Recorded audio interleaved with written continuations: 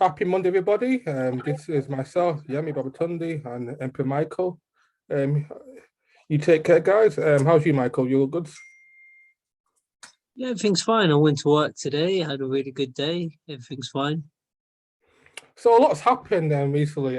Definitely lots happened this weekend. First of all, did you watch the Gary Russell fight? He's lost against a Filipino guy in a majority decision. Yeah, I watched it. I don't know. Gary Russell seems to be, he obviously has some sort of injury going on throughout Yeah, the when he was fight. down, he fought one-handed. Well, he doesn't fight very often, and I think Yeah, this great is one of the activity. problems. A very, very active guy. It's a shame. He's very quick. He's got a lot of ability, but if you're taking on someone who's more active than you, then this is what can happen. Yeah, definitely. Hard work, definitely can overtake talent. Definitely in boxing.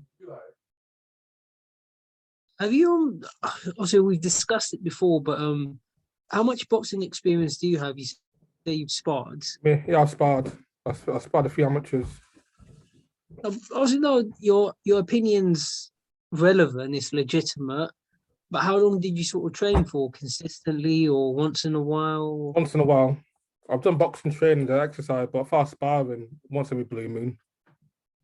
This is what I'm saying. It's the same with boxers. If you're not fighting as often, then you're not going to be as effective. Injuries are going to creep in. You're not going to be as fit, as fast. I sparred someone recently, and this good, he couldn't even last a round. He's not bad, but I finished him off in one round. Well, when I say I finished him off, he just stood there. He just like, he couldn't take anymore. I thought, I haven't even started opening up on you yet. You got tired. You got tired, and it's a shame with the inactivity. Like a lot of fighters, it's like, it's like we're not seeing them fight enough. I think Mayweather started this off. Once every year, yeah. Even the top ones, they only fight maybe once, twice a year at the most. Back in the old, they used to fight at least 3, 4 times a year, even at the elite level. But nowadays, I mean, these money boxers, they want to earn the most money for the little efforts possible. Imagine Lionel Messi or Michael Jordan playing once a year. They wouldn't do that. But look, all I'll say, the quickest example, when people try to say, "Oh, it's different, it can't be done," well, go look at Canelo. Look how many people he's fought. So I don't want to hear that. I don't want to hear this rubbish. Oh, the body can't take it. It's just greed. People don't want to get out of bed unless it's for a certain amount, and hopefully that changes. Yeah, absolutely, absolutely. So with regards to other topics, you can discuss. There's AJ 50 million offer. Apparently, well, it was rumored that AJ is set to $50 million, or was rumored 50 million pounds or dollars or whatever. But apparently now is done a recent video denouncing that he never got any offer and he hasn't been off any contract. So I guess that rumor's been debunked now. There was no 50 million offer to AJ. Turns up step aside, for use of fighting, Tyson Fury undisputed. Yeah, you messaged me earlier. You were asking me about that. No, I said straight away, it's rubbish. It's not. The person that started it off, do you know who Gareth A. Davies is? Yeah, Telegraph writer. That's the guy. I've met him before. He's an arrogant person, and I can get on with him. I'm a very chilled sort of guy, but a lot of these guys in boxing, it's all about clickbait. They're very desperate for views. And obviously, you look at Kugan Cassius. I'm not taking any personal shots at him, but I think you can agree. Kugan Cassius, he calls every single video intense beef.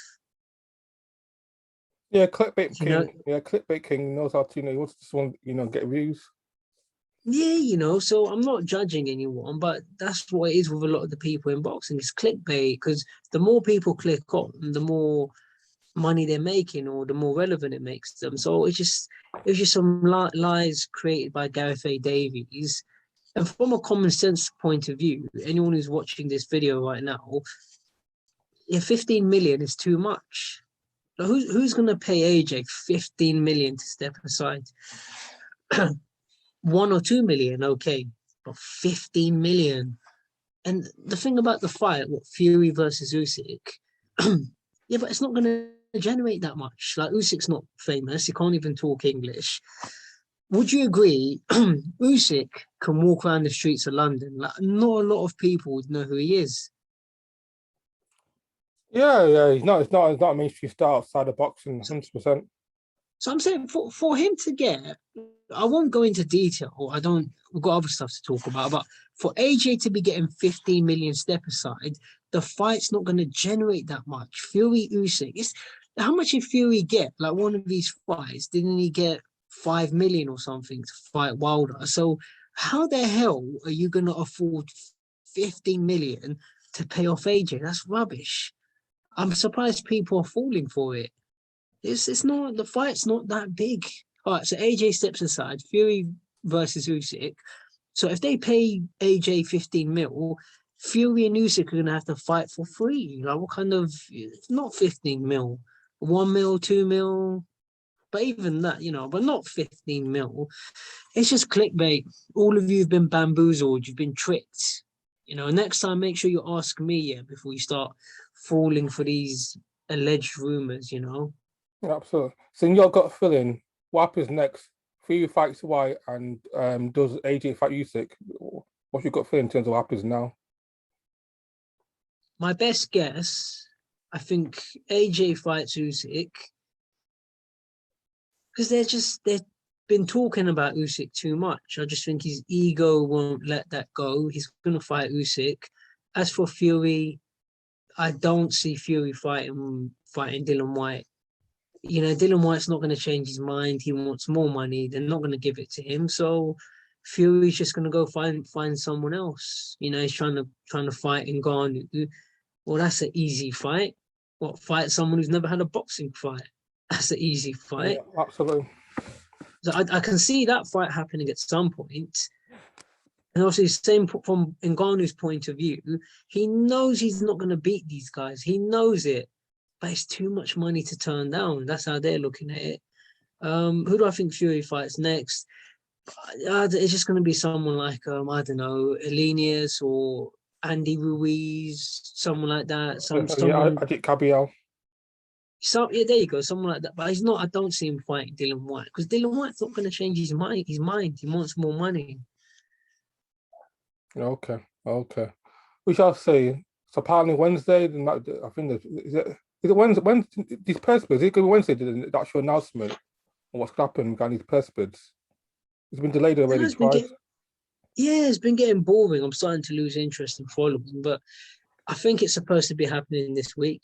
Or it might get Yeah, delayed again. I think Wednesday meant to be a part because my chat with Love Boxing TV and those guys told me Wednesday meant to be the announcement of whether the 80/20 is definitely going to be go ahead or not. So hopefully this week we'll find out the outcome and the first bids. We shall see. Okay.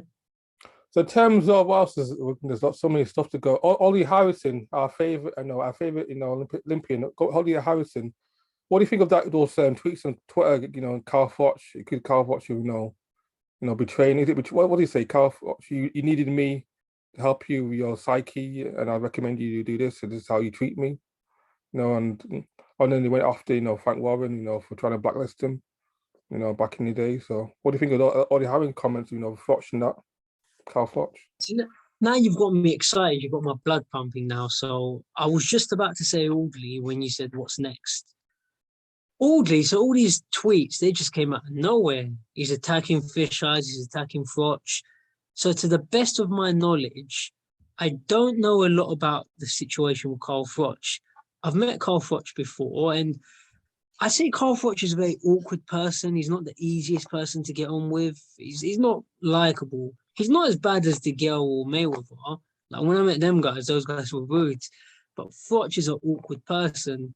As far as I'm aware, I haven't got any inside knowledge. From what Audley's saying, he's saying that he used to be there for Froch. Like he used to be the one giving advice. And I mean, Audley's similar to me, in my opinion. And me and Audley, we're very confident people. Like, we psychological, we're deep thinkers. And yeah, Audley gave the guy advice, and he was, because I know this for a fact here, like a lot of the tough guys that you see, like Mike Tyson, it doesn't mean they're necessarily mentally the strongest people. So that's what I say about Froch. Obviously, pound for pound, Froch is a better fighter than Audley. That's a fact. But Audley seems to be a mentally stronger person. So, obviously he's given the guy advice and so on. And he feels as if Froch has then gone on to betray him, which I agree with. He did. So that's why I started attacking Froch and Warren. Obviously, his Why do you history with think? Yeah, Warren. okay. Sorry, Yeah. so it, Why do you think now, though? 'Cause part of me thinks this all random, those comments. Why do you think it happened now? These comments, these Twitter. He's on a bit of a Twitter rage regarding these comments and gets watching, Frank Warren. that's a good question. I was just about to come on to that. I don't really know. So I was going to say, as I've already said, it's all just come out random. It just come out of nowhere. Obviously, I don't really know what's caused it. I don't know if someone said something to Audley, or maybe today is the day he just woke up and decided, you know what, I wanna expose these people, get my revenge, or maybe he's planning to come to the UK. I don't think I really don't think he wants to fight. I'm surprised. See, I'm surprised people don't get this. Audley's a very clever guy. He's a great businessman, and whatever you say, I don't care what people say. If you're objective, to do what he did and get a BBC deal, and plus he was on Celebrity Big Brother, wasn't he? I wouldn't be surprised if he's trying to generate some publicity before he comes to the UK and tries to get some, I don't know, try and get some TV show, TV deal, try and get involved in boxing. But as you're saying, I agree. I think there's something more to it. I think Audley's got some sort of motive. But as he's right, you're entitled to say what you want to say. And it's the same with me. If anybody's ever got anything to say about me, it's like some of these keyboard warriors on my videos. Like they think I take offense to things. I don't. If you've got anything to say about me, good or bad, you're entitled to your opinion. Most of the time, it makes me laugh. So maybe I support Audley. Like it's just been funny. And also, I don't get on with Frank Fish Eyes. So anybody who's got a problem with Fish Eyes is someone. What's the old saying? Any enemy of my enemy is my friend. So Yeah. as far as I'm concerned, me and Audley House are friends. So what's regarding the Fish Eye? I think that's about it. Sorry, Frank Warren. I'm sorry, Frank Warren, not Fish Eye, Frank Warren. What happened with him? So Sonny left him, Sonny Edwards left him. Okay. So why did Troy Williams left him as well? What was the reason behind him leaving? Queensbury. I saw the video, I saw the tweets. What Troy Williamson said was, he said Fish Eyes didn't believe in me, and he didn't even bother putting the purse bids in for the Ted Cheeseman fight. And he felt, he's not didn't really believe in me. He's not doing his job. Can't really, and obviously it's the same with a lot of them. And I'll be objective. So I'm a very calm guy. I'm very chilled. No matter what I think of you, I'll be objective. All right, Frank, I'll be nice. Frank, in his prime, he was a great promoter 60 years ago.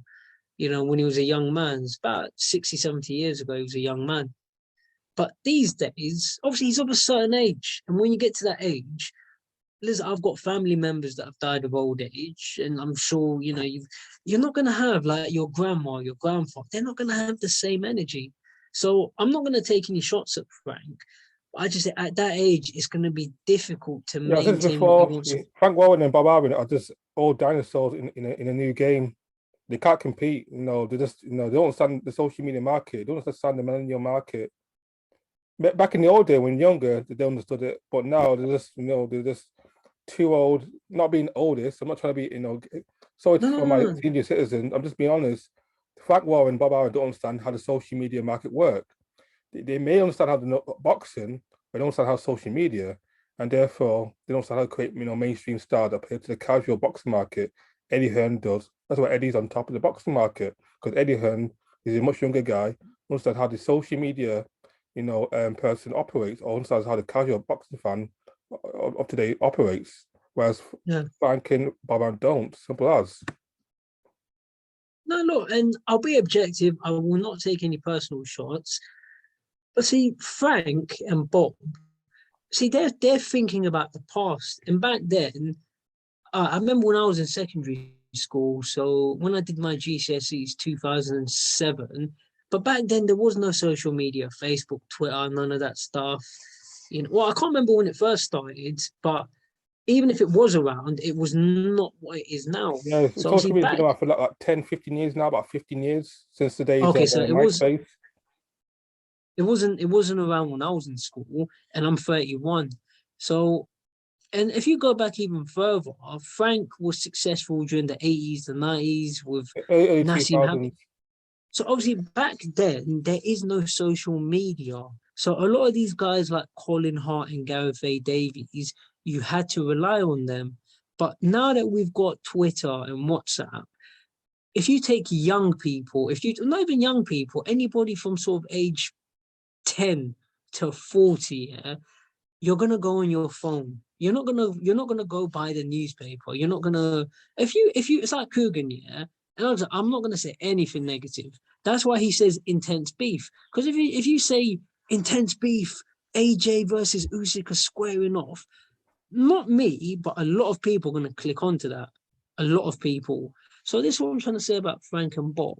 You're not embracing the cult. And if you remember the way Bob was talking about that guy, you remember Mike, what was his name? The one Bob Arum started swearing. Yes. Yeah, but you can't be doing that. I know people find it funny, but like you can't. That's a human being. Like that's another person. You're not using politically correct language, I think and back it's in like the old imagine. days, especially with Frank in the early days of Boxing Nation, Frank wasn't the best. Was it keen on IFL TV? He wasn't. I don't think he even liked Kugan, James Todd at No, one point. I know this for a fact because I was there. He used to give people like me and Coogan a hard time He did call because, you as like I he say, didn't take you seriously. He did say you still a boxing journalist. Like you're not a proper boxing journalist unless you're working for like the Telegraph or Guardian. You're not considered a legit boxing journalist. You're just people running people with cameras on a smartphone. How have oh things yeah, changed now? no, they used to look down on us, Yeah. and he's threatened to sue me before. He's threatened to sue Coogan before. And yeah, but that's what I'm saying. They're not willing to embrace the change. So you're not going to be able to compete with the likes of an Eddie Hearn because the way Bob Arum was talking to that guy, yeah, but that's a human being. Like, it's like you're for you to lose your temper like that. People are going to watch that and they're going to say, like, forget boxing fans because boxing fans, you just sat at home. You're not really important. I don't mean to be rude. If you're talking about business people, they're going to look at Bob and say, we can't work with this guy. You know what I mean? Because like, if you, for you to behave the way you did kicking off like that, like, listen, anything could have happened in that situation. Then you told the guy to take him out of the press conference. Yeah, but what if he said no? What if he dug his heels in? So what's going to happen now? You're going to assault. This is what I'm saying. Eddie Hearn will never happen with Eddie Hearn. There's been situations where Eddie Hearn said no to me and he's denied me certain things, but he does it with charm. So I don't have a problem with him. If Bob Arum did that to me, you can best believe I'll bear a grudge. And it's like you can't just keep and this I don't mean to go off point, but this is the problem with Frank and Bob. If you keep falling out with people, sooner or later there's going to be too many people you've fallen out with, and Yeah. now they're going to have the power to get you back, and that's what's happening Yeah. to them. Yeah. Because So that's what's happening with these fights. So these go, go. YouTubers are part of the boxing modern day boxing, IFL TV, Boxing Soul, Shavana Clubs. These are part of the boxing culture. The casual boxing fan gets their news from these boxing channels. The boxing fan nowadays don't care about the Guardian, the Telegraph. They go on social media, they go on Facebook, they go on Twitter, go on Instagram to get the boxing news. So you kicking these boxing YouTubers out doesn't help your promotion of your event. Your event, Yeah, it's going to generate thousands of views or millions of views on YouTube, and you need these YouTubers to promote your event. Without these YouTubers, you're not going to get very far in terms of promoting your fight. These newspapers don't really. These newspapers really care about football, rugby, tennis, boxing. How often do you see boxing on the front? On Sunday Mirror, the Mirror, all the times. Very rarely. Maybe when AJ fights or Tyson Fury fight, you might see it, but no, very not rarely do you even see. then. Yeah, So these YouTubers are promoting your fight. So these YouTubers are your bread and butter to help you get your event, to the casual boxing fan. yeah, but look, I've got no. I'm objective when I talk about these people, but that's the thing. You're not in the league of Eddie Hearn, and it's like you're not willing to accept the truth. You're not willing to just. And the guy's like less than half your age. Like there's no shame. Like, what can I compare it to? Ahara Davies, once upon a time, I used to be able to spar him, no holding back. But that was like 2008, 2009. I used to, because I'm so fast, like the way I run around, it was hard. I'm not denying that he dominated me, but I was able to survive in there because it's so hard to corner me. But that was a long time ago. If it was now, when I say now, if it was today, he'd knock me out. Give me like 5, 6 months or whatever. I think I can improve, but I'm not gonna lie and say that I think I can take him on today. If you talk about the same with Ty and Booth, I'm not gonna take him on today. This is what I'm trying to say about Frank. Just let it go. Don't. There's no shame in saying, you know what, Eddie's just Yeah, he's I think too the young, too video, much. the video a while ago, the video by what's his name? You know, he boxing Togorade, Alapido. He I was saying know that, him. yeah, he was saying that, Frank should let his sons one, be the face of Queensberry because his sons are much younger than Frank. Then they probably understand, the casual boxing fan more better than he do because they're more to the, younger. And guess they have more, they have more better understanding of the younger boxing market than Frank does, which should be a good idea. But I guess Frank is old and stubborn, stuck in his way, doesn't want to let his sons, run the business. I guess you can't listen with Eddie's dad, Barry. Barry's smart enough to let my son, Eddie, who's younger than me, understands the casual boxing market, be the face of my business. Whereas Frank, not so clever. Because But the that's why thing you is, can't respect Barry Hearn. Barry Hearn, his ego didn't let him. It was told that, sooner or later, I'm going to be too old to understand how the casual boxing market works. Because young people more like to listen to people who are around their age. So Eddie is more into the age of the casual box market. He's younger, fresher looking. So therefore, he'd be better face the company I am. I'm an old man. I'm almost in the 80s. So therefore, it's better good for business because the younger person understands, what the boxing fan wants. Simple as. no, yeah, I think I've got a lot of respect for boxing talk with Ade. I think he's one of the best in boxing. And but I've said that before. Like it's like you're not letting Frank's not letting his sons take over. What's that? But you're holding them back. So if Frank, I mean this with all due respect, if Frank passes away, like if he dies, but your sons are going to be pushed into there's going to be pressure, and because you haven't been letting them take control, they might lack the experience. But this is the thing. It's like with Eddie. It's like, but it's not. It's like Even Eddie Barry said it. Hearn's I like, remember. That's what yeah, Eddie is. Eddie's a smart man. Eddie the video did years ago. Eddie said one day I'm going to be too old for this boxing stuff. Sooner or later I'm going to be pushed out the boxing game by a younger man. Simple as. Like when Frank was a younger man, he pushed out the great Mickey Duff. Because before Frank Warren is Mickey Duff. Mickey Duff got too old. Therefore, younger guy Frank Owen took his boxers. Say Mickey Duff, when Mickey Duff was a young man, there was a guy called Jack Solomon. Simple as you got to pass the torch. No one lasts forever in these boxing game. Sooner or later, there could be a younger guy, who's younger, fresher, better looking than you. He's going to take your fighters away from you and start the boxing market better because he's younger, fresher, more energetic. Simple as. have you seen the whole thing with Ben Shalom, Sky Sports? Or about him. No, but that's what I'm saying. Have you followed his career recently? No, It, I know about him. I don't know much about Ben Shalom. look, case He's in he's point. more of a quiet guy. He's different. He's more of a behind the scenes, quiet, low key type of guy. Ben Shalom, from what I read about him, he's not as flashy and flamboyant, as Eddie No, Hearn. but that's the point. That's the point. Because if you look, he came along, he made the Khan Brook fight very quickly. And also, if you notice, he had Tyson Fury. Tyson Fury came to one of his shows and he sat down with him. It was a show when Dan Aziz knocked out Hosea Burton. Okay. Oh yeah. Okay. Now, Yeah. Yeah. I've Tyson's sparred, cousin. yeah, I sparred Hosea before for one round. I say I sparred. He landed one shot. He's very tall As soon man. as He's I about, felt he's about 6'4", 6'5". Jose, but he's very tall six, for like yeah, heavy. 6'4". Yeah, Surprised not cruiserweight now. I think it's cruiserweight now because it's just too big for that weight. Far too too big. big. Mate, listen, he hit me one shot, a jab. As soon as I felt that power, I ran the rest of the round. But he got knocked out by Aziz. and Tyson Fury was there. Tyson Fury sat ringside with Ben Shalom.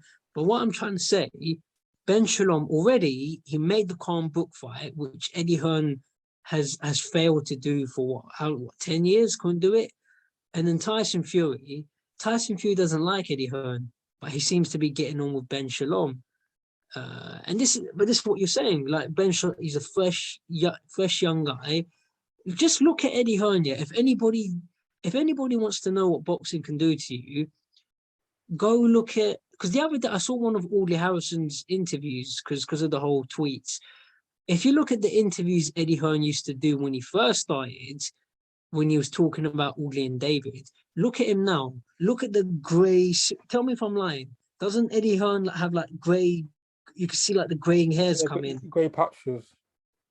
Boxing stresses you out. You know, I don't think it's going to stress me out, but I could be wrong. But I'm saying, but Eddie's not. To me, Eddie Hearn's not in his prime anymore. He's not. Like he's not. It's like you see him getting upset by things. You see him, but he said it himself. I don't want to come up with theories. I think Eddie Hearn will leave boxing once AJ retires or loses. I think AJ Hearn will maybe quit boxing and go to. I think Eddie, because Eddie even said he wants to do production now. He wants to do music concert promotion. He wants to be like what's the name does what's the guy you previously Al Heyman, because Al Heyman is a boxer, is like a music promoter, like a music manager. Well, that's what Eddie wants to do. So like I said, I think Eddie might leave boxing if AJ loses or retires. I think I think Eddie will leave and do something else. I don't think Eddie will be here long term.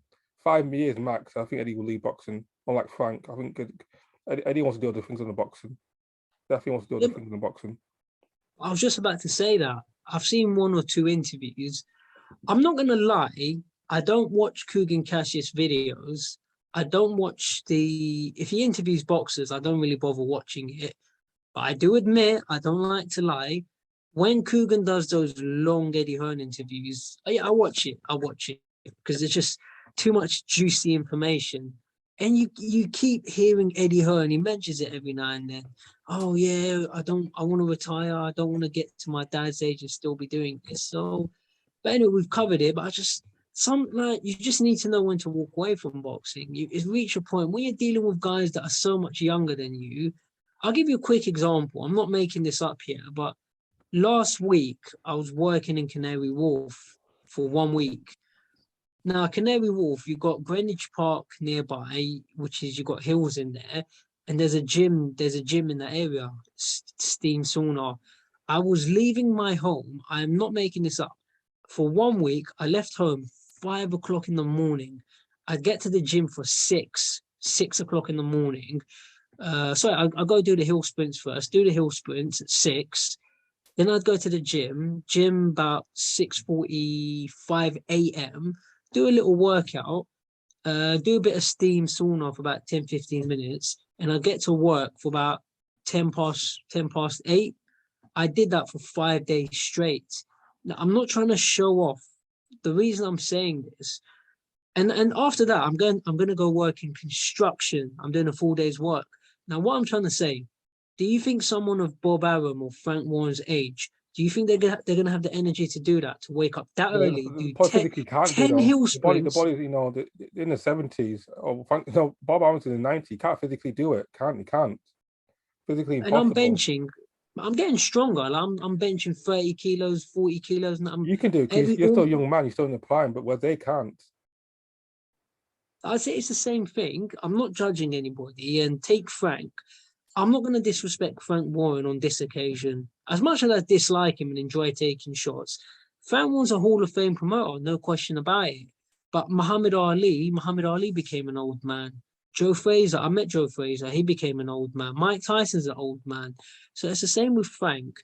You're not going to be able to do what you did when you were a young man. And Frank's 70 at least? You're trying to take on guys that are in the and these guys are hungry.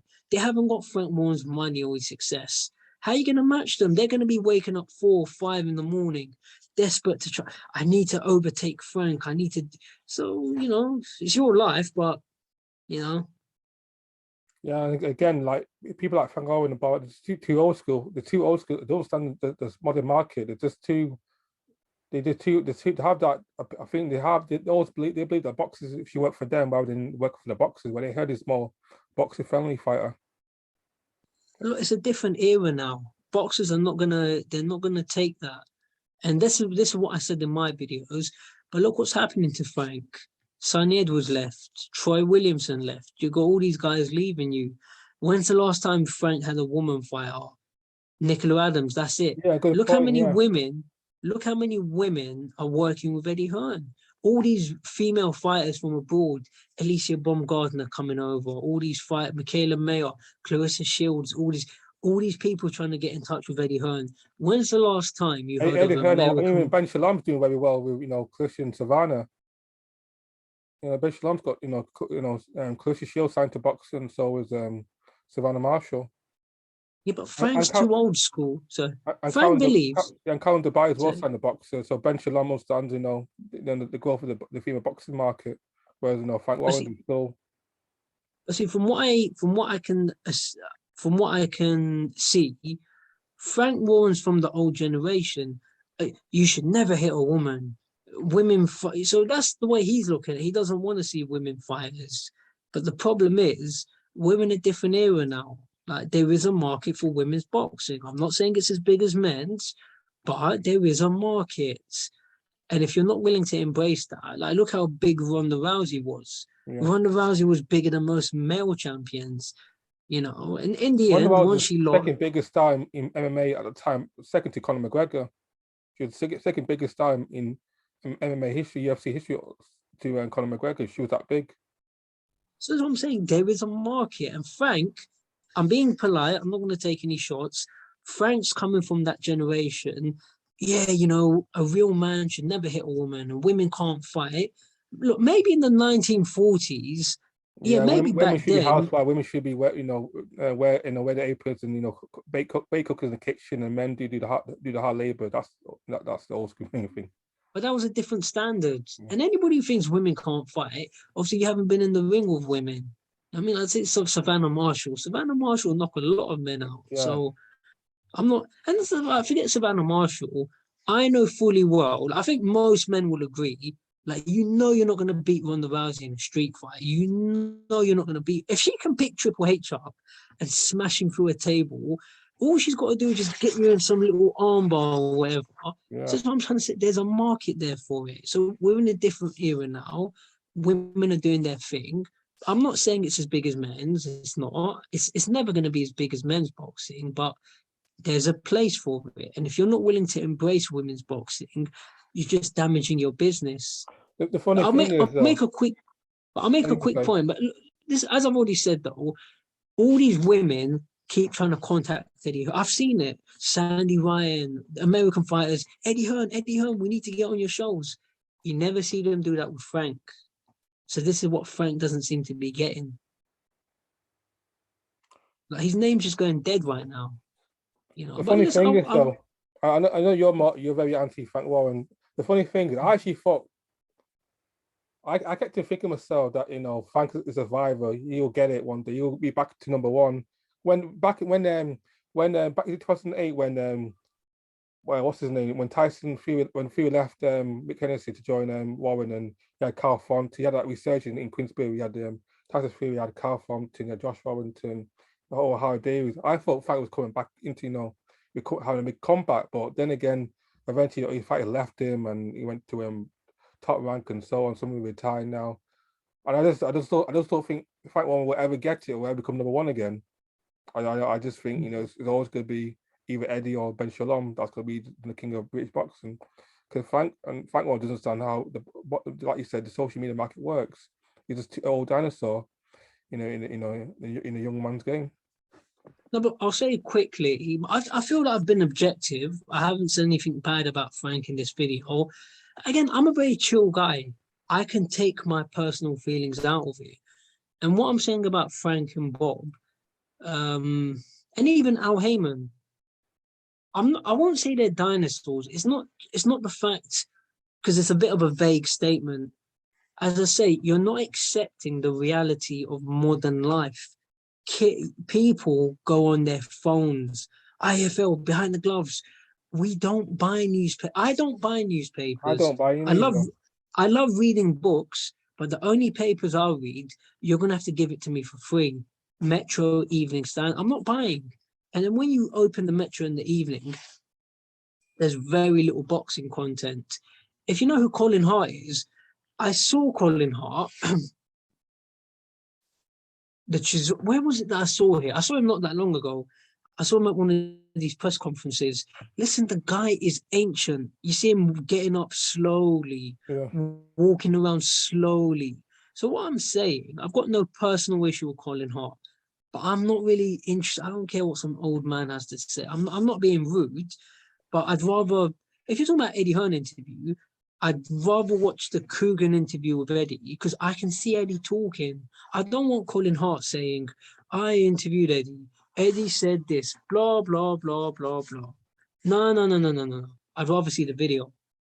So this is what I'm saying about Frank. I'm being objective. I'm not going to take any shots, but you're not willing to accept that. You think that we want to watch what the Colin Harts and the Steve Bunches have to say. We want to read it. I'm not going to read I'm not stupid. I don't need you to tell me what these people said. Just upload the video and I can watch it for myself. It's like David Hay versus Derek Chisora. When that thing kicked off at the press conference, nobody read about it. What did we all do? We all jumped online and let's see the video. yeah. And I remember when David Hay took that shot at Chisora, I was like, oh, you know, it hit Yeah, him with I a Glock. was all So hyped that's what up. I'm not taking any personal shots, but Frank, you're still living in the past. You think people are going out and buying newspapers. They're not, mate. They're not. You know, I interviewed Troy Williamson recently, by the way. I put it on YouTube. I think it's got like a couple hundred views. It's not as much as Cuban gets, but that's what people want. And if you're not willing to give the people what they want, but this is what's happening. Your fighters are leaving you. So, you know, I wish you well, but it's and also, this is the last thing I'll say. It's not, to be fair to Frank, it's very difficult to take on someone who's half your age. It's very difficult because he's got too much energy and ambition, and the way he can talk, it's not really a fair matchup, is it? But that's why we've got size in boxing. I sparred someone the other day. Like, I'm not gonna lie, I sparred someone who was 22. Like, yeah, this guy absolutely schooled me. But then again, he's a very big guy. He's a light heavyweight, and they told him, like, I think first round we did head, but this guy he had me in all kinds of problems. And I'm not trying to show off. I'm just giving examples. But they told him, they're like, no more headshots. Don't hit Michael with any more headshots. And I was like, yes, I agree. It was too much. So that's what I'm saying with Frank. It's not a fair fight, man. The dude's too young for you. Just let your sons take over. You know, but I think we've covered this subject to death now. But you're confident that, well, I had this question of the day. You're confident that Quincy was going to go bust the next year or so. Oh yeah, it was a comment.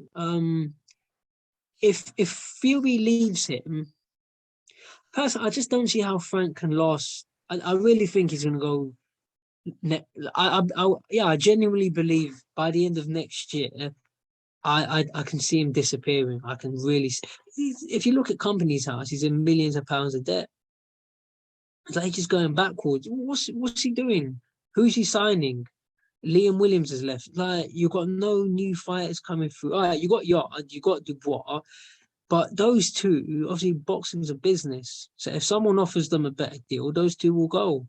Yeah, You know, Dubois, well, he can't really stay with Frank, can he? Frank doesn't have that many yeah. heavyweights. Joyce is a free agent anyway. I definitely Fury, see now. I definitely Barry was definitely the better businessman because Barry was smart enough to expand boxing. Because Barry Hearn, Eddie's dad did darts. He did the snooker.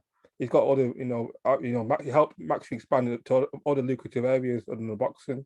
Because boxing you can make money on boxing, but boxing in general compared to other sports is very niche market, very small. Even in Britain, boxing is probably the third or fourth biggest sport in boxing in Britain after football and I think rugby, and then tennis is probably third. Because boxing, Yeah, something like that. Yeah. boxing is mainstream sport, but compared to other sports, it's minuscule, especially compared to football and rugby. Well, it's a violent sport, and it's not like other sports. Other sports, everybody can do it. If you talk about football, you could just get all the local neighborhood kids.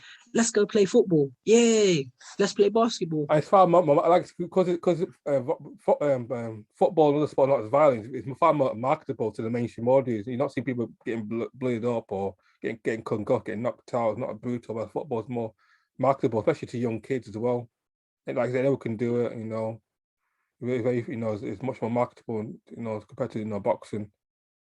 But the main issue, I'm not saying boxing can't get there, but the main issue is if you look at the other sports, they've got a season. Like personally, I don't care what Cristiano Ronaldo, Lionel Messi. I don't care what you're doing in your spare time. I don't care how much money you make. That's none of my business. With those sports, because today I finish work. You finish work, you get home, you're tired. You just want to turn on the TV and see a match. But with boxing, we're not seeing these matches. What kind of nonsense? If you look at the stuff we've talked about in this video, how many times have you and me, we've already done it, how many times do we keep having to talk about Fury versus White? It's getting boring. Yeah. It's like you and me, yeah? We've discussed it, yeah? You sparring me, yeah? I'll give you a straight answer. You want to spar, we can spar. I'll spar you this week if you want. I'm not going to keep bothering you and harassing you. If you want to spar, we can spar. That's the end of the conversation. So this is what I'm saying about Fury White.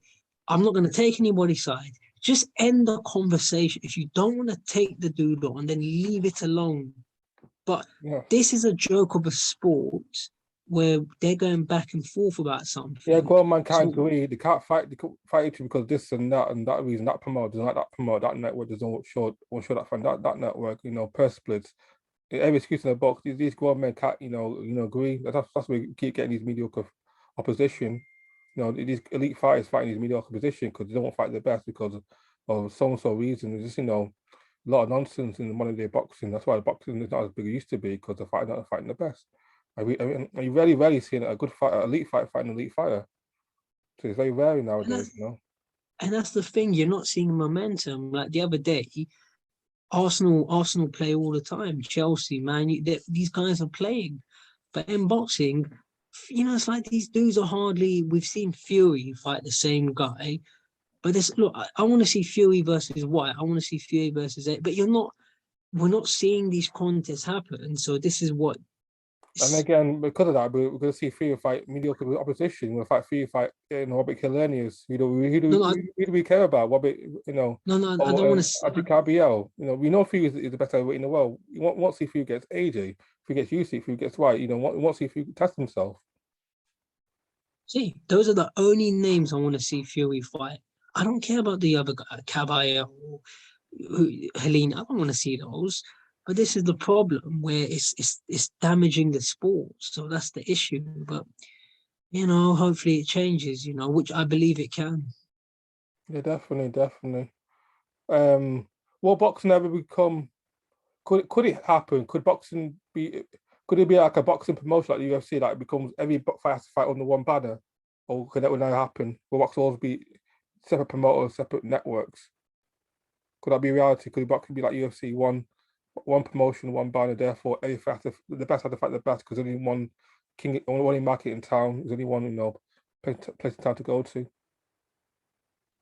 The quickest way I can answer that question, I think a UFC model would be best. I just think you need the government to step in because boxing's the Wild West. You've got so many crazy things happening in boxing. There's just too many people running wild. You got someone like Dean White. It's not really his real name. His name's Lamar Scott, but he's come into boxing saying I'm Dylan White's brother, which he's not. And then now he's promoting fighters. He's doing this. He says I'm a boxing promoter. Yeah, but you're not. Because if I go on the British Boxing Board of Control website, when I looked through all the promoters' names, his name isn't there. So it wasn't him that promoted that last show. I'm having a guy at him. I've met him before. He's a nice guy. I mean, look, he could punch me up if he wanted to, but hopefully, He's a promoter. I thought he was a boxing manager. But this is what I'm saying. It's like he said all these. He says that he promoted a boxing show, but well, you didn't promote it. Maybe your name was on the poster, but when you go on the British Boxing Board of Control website, he hasn't got a promoter's license. So it's like, I don't know what this guy. He's saying he's a boxing manager or whatever, and he could punch me up if he wanted, but I'm not scared of him. But that's just one example. Like you've got all these other dodgy people around in the sport, and it's confusing, I don't want to talk in detail, but what I'm saying, you need to. It takes the government to keep all this under control. Okay, I'll give you a quick example. It's like someone like Ben Davidson. That's a good example because you've just blagged your way into boxing. I don't mind Ben Davidson. I'm talking objectively. I'm not going to take any shots at anyone, but for you to come into boxing and say all these other trainers are lazy, that mate, okay. If you gave me Josh Taylor, I could train him because like 95% of the work's already done. So that when you're coming and you're saying all the other trainers are lazy, yeah, but you're not. You're taking guys that are already at a certain level. So you're talking rubbish. He had Fury. He already had elite fight like Fury is already made. Taylor already made. It's really got Billy Joe Sonnen's already made. He's really got elite talent.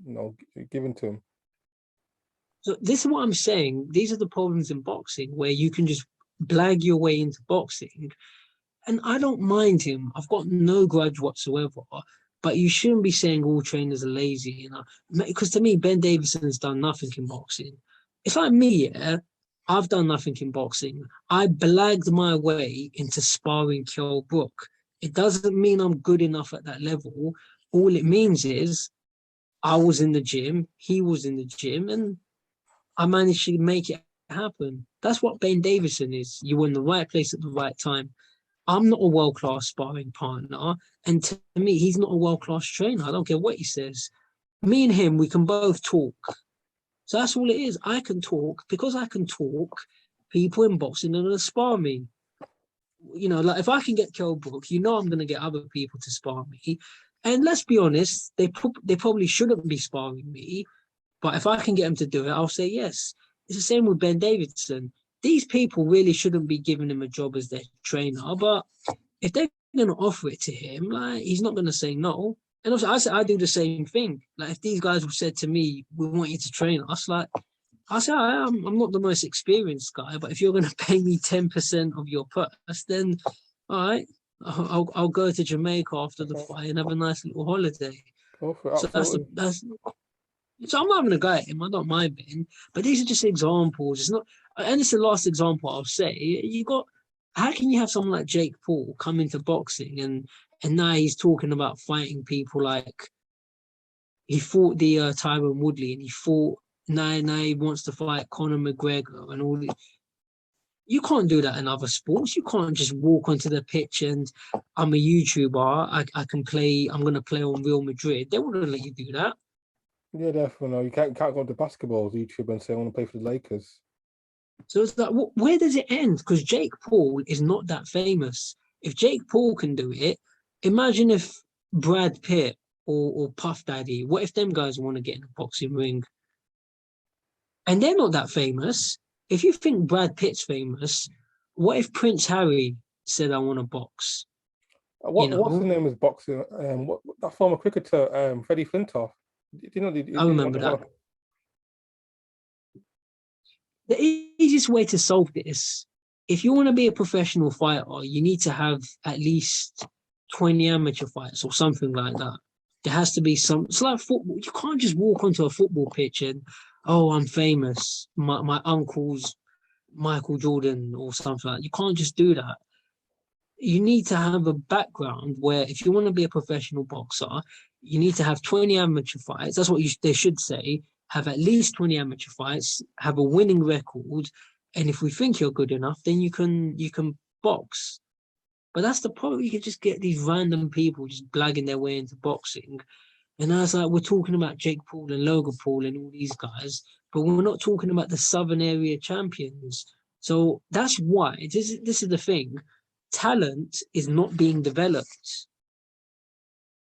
Because if you're telling these people, these boxers, oh, for us to take you seriously in boxing, You need to have at least you like a need million you subscribers, at least a million followers on Instagram, and you need yeah, at least but not 100K. even that. Jake Paul's got 20 million followers on Instagram. Well, Yeah. how many boxers can do that? How many? I don't even think any boxers got that many Instagram followers. Mayweather, Mike Tyson, those guys don't have that many.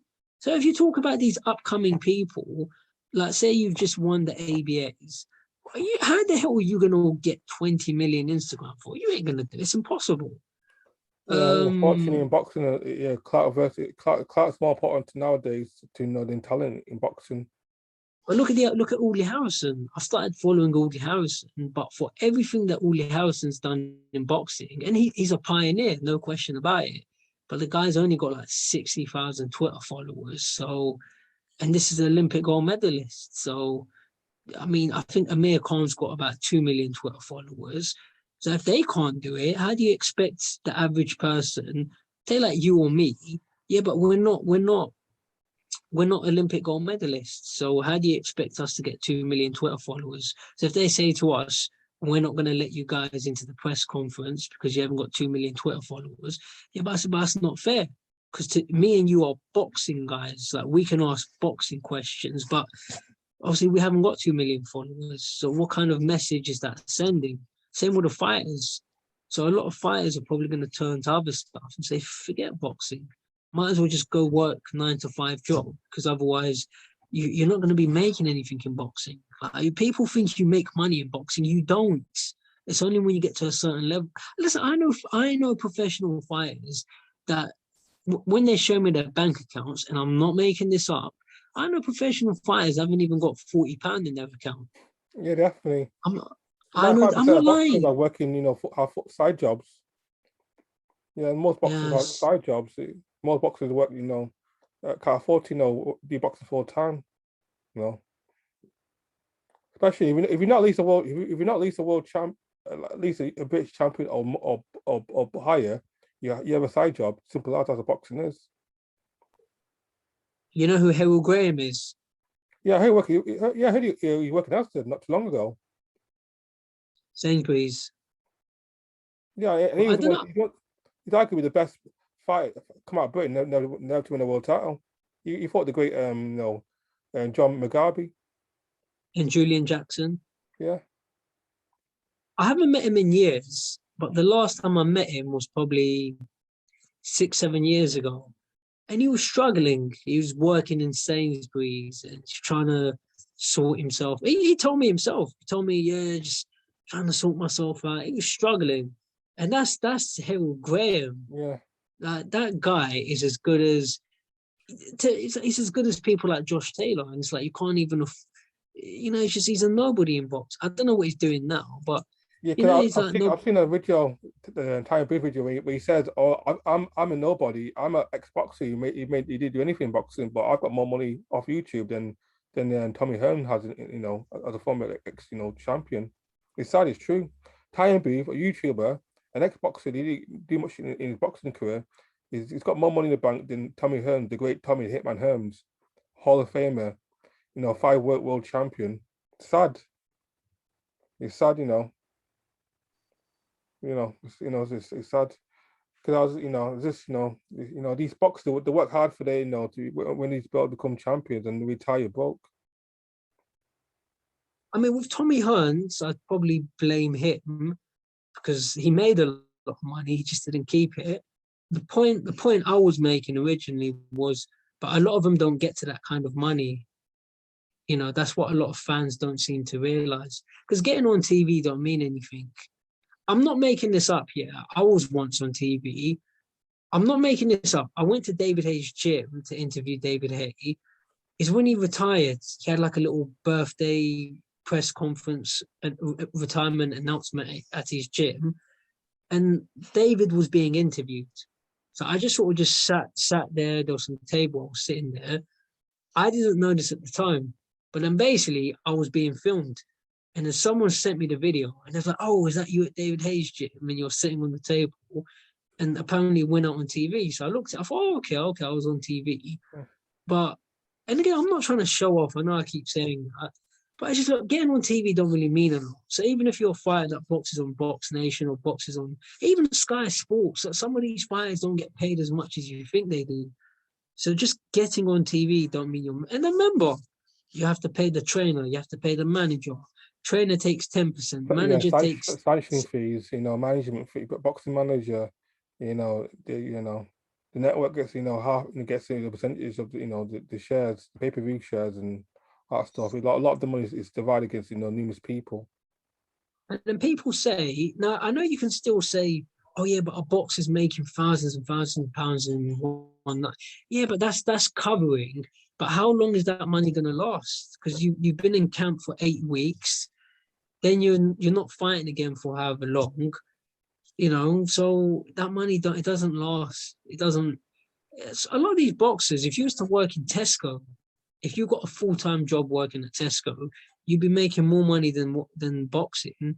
Look, I'm not saying you can't. Obviously, you can make a lot of money in boxing, but it's only if you get past a certain level. And not everyone can do it. Not everyone's going to get past a certain level. Most end up journeymen or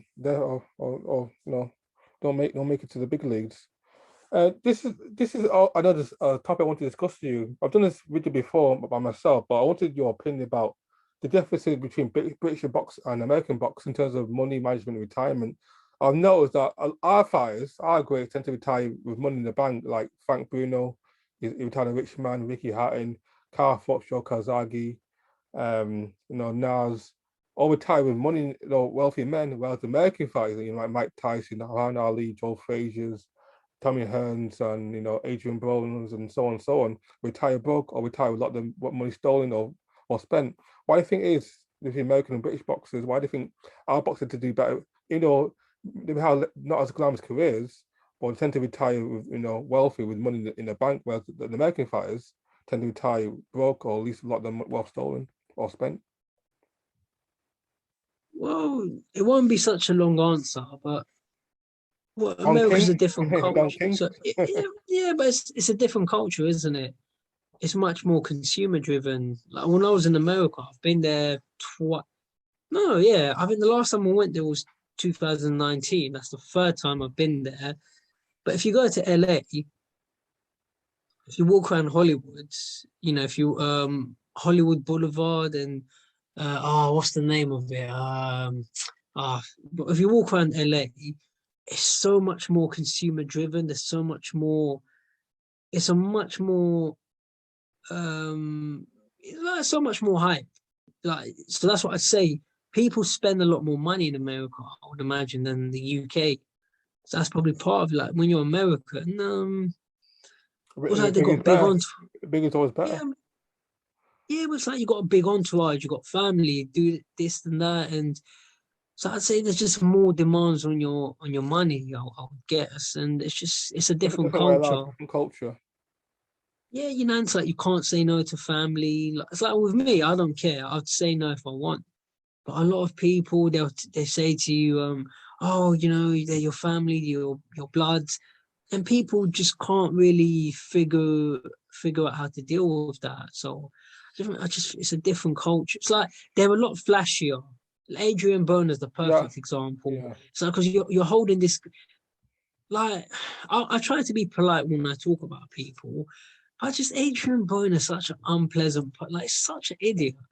Like, I remember when he used to got like 9 kids or something, like 9 kids, all those women. And that video, we had like 100 bucks and Terry and Prune the toilet. I was just about to talk about that. I remember when he was burning money on camera, and I'm like, but this is what you call cool? Like America used to have Muhammad Ali. You used to have. This is the same Muhammad Ali who said stuff like, if you even dream you beat me, you better wake up and apologize. That's what you used to have. Sugar Ray Robinson, Joe Louis, Archie Moore, Rocky Marciano, and you're going down to the gutter, and this is what they're supporting. They're supporting people like Broner. I mean, like that says it all. If you've got a society where someone like him is seen as popular, cool, then it's going to have a damaging effect on the average boxer. That's my answer. And again, I know the whole baby mama culture. I don't know. like him and Ryan Holyfield. Ryan Holyfield, we reason why Holyfield went broke. He had like 11 kids with like 10 different women. I Like, remember. I understand me as men, we all love sex, yeah, but come on, can you not put a condom on or get birth control? You keep having sex with all these women who only want you for your money. I just don't get that way of thinking. Having multiple kids, multiple women, who you're not married to either. You know. But I've met Holyfield. I remember when Holyfield had to come running to this country to do dinner tours to try and make And you money. did Big Brother as well. You had to do you I did Big was Brother not. as well. Ryan Yeah, I met. Holyfield. Yeah, I met. You did Yeah, I met Big him at the Brother. dinner tours. Hmm? I felt sorry for him when he had to do Big Brother. I felt sorry for him. I'm like, what? You're one of the greatest fighters to ever do it in the heavyweight division, and you do Big Brother. No, I don't even feel sorry for him because I met him around that time. I don't even feel sorry for him because these guys, they're doing it to themselves. You're putting yourself in that situation. You say you're a Christian, but then you're going off and you haven't got 11 wives. So that means you're committing adultery. So I don't, as a man, or to me, I treat women the same way I treat men. So I'm not even going to say as a man, as an adult, you need to be responsible for the choices that you make. Yes. So I don't even feel sorry for him. It's like you're going around sleeping with all these women, and then you're trying to tell us all this stuff about Jesus Christ and this and like, come on, who do you think you're fooling? Yeah, So absolutely. like You you have don't all have a those, discipline. Big discipline. but You you don't have have all those control over your feelings. kids. And America, like if you look at America, Jerry Springer show, Maury, what's the name? Maury Yeah. Povich. You are not the father. That country is like you're talking about a country where they've got the most pressure on fathers, child support. Like, who was it that said this? Was it Eddie Griffin or someone said this? No, Earthquake, the comedian. He Mm. said he said the reason they couldn't find Osama bin Laden is they sent the wrong people. They sent the Navy SEALs and they sent the wrong people. If you want to find Osama bin Laden, send child support. They'll find him. So Yeah. to me, and that's what I mean. Like that's what I understand by that. Child support are going to track you down. So it's like if you're going to be dumb enough to have 10, 11 children, I wouldn't do it because I'd say to myself, I can't handle that kind of financial pressure. But if you're going to make those mistakes, you got to be held responsible. So your question was why are boxers broke? But look at the UK. You don't see people acting like that. Tyson Fury, um, uh, Anthony Joshua, Frank Bruno, Nassim Hamid. Nassim Hamid's done financially well. Calzaghe financially well. Tyson Fury, all right, he's got 5 or 6 children, okay, We were one but at woman least though. they, We were one woman, but at least they, one wife. yeah, but at least it's all one more. It's organized. It's all in the same house, so you don't have to Yeah. pay for 5, 6 different houses. And he seems to be doing okay for money. Who else can I? Anthony Joshua. You don't hear about him sleeping around with women, and he's a good-looking guy, isn't he? From what they say. Yeah. Lennox Lewis, he's doing financially. Who else have we got in the UK? Nigel Benn, he seems to have done fine. Eubank Even back Senior. as early as Henry Cooper, Henry Cooper, died of a rich man, and even though he would never become world champion, Henry Cooper, made smart investments. Where Muhammad Ali, Muhammad Ali did die broke, but he definitely did die. He should have died a wealthy man, but he didn't. Because a lot of, he had a lot of kids.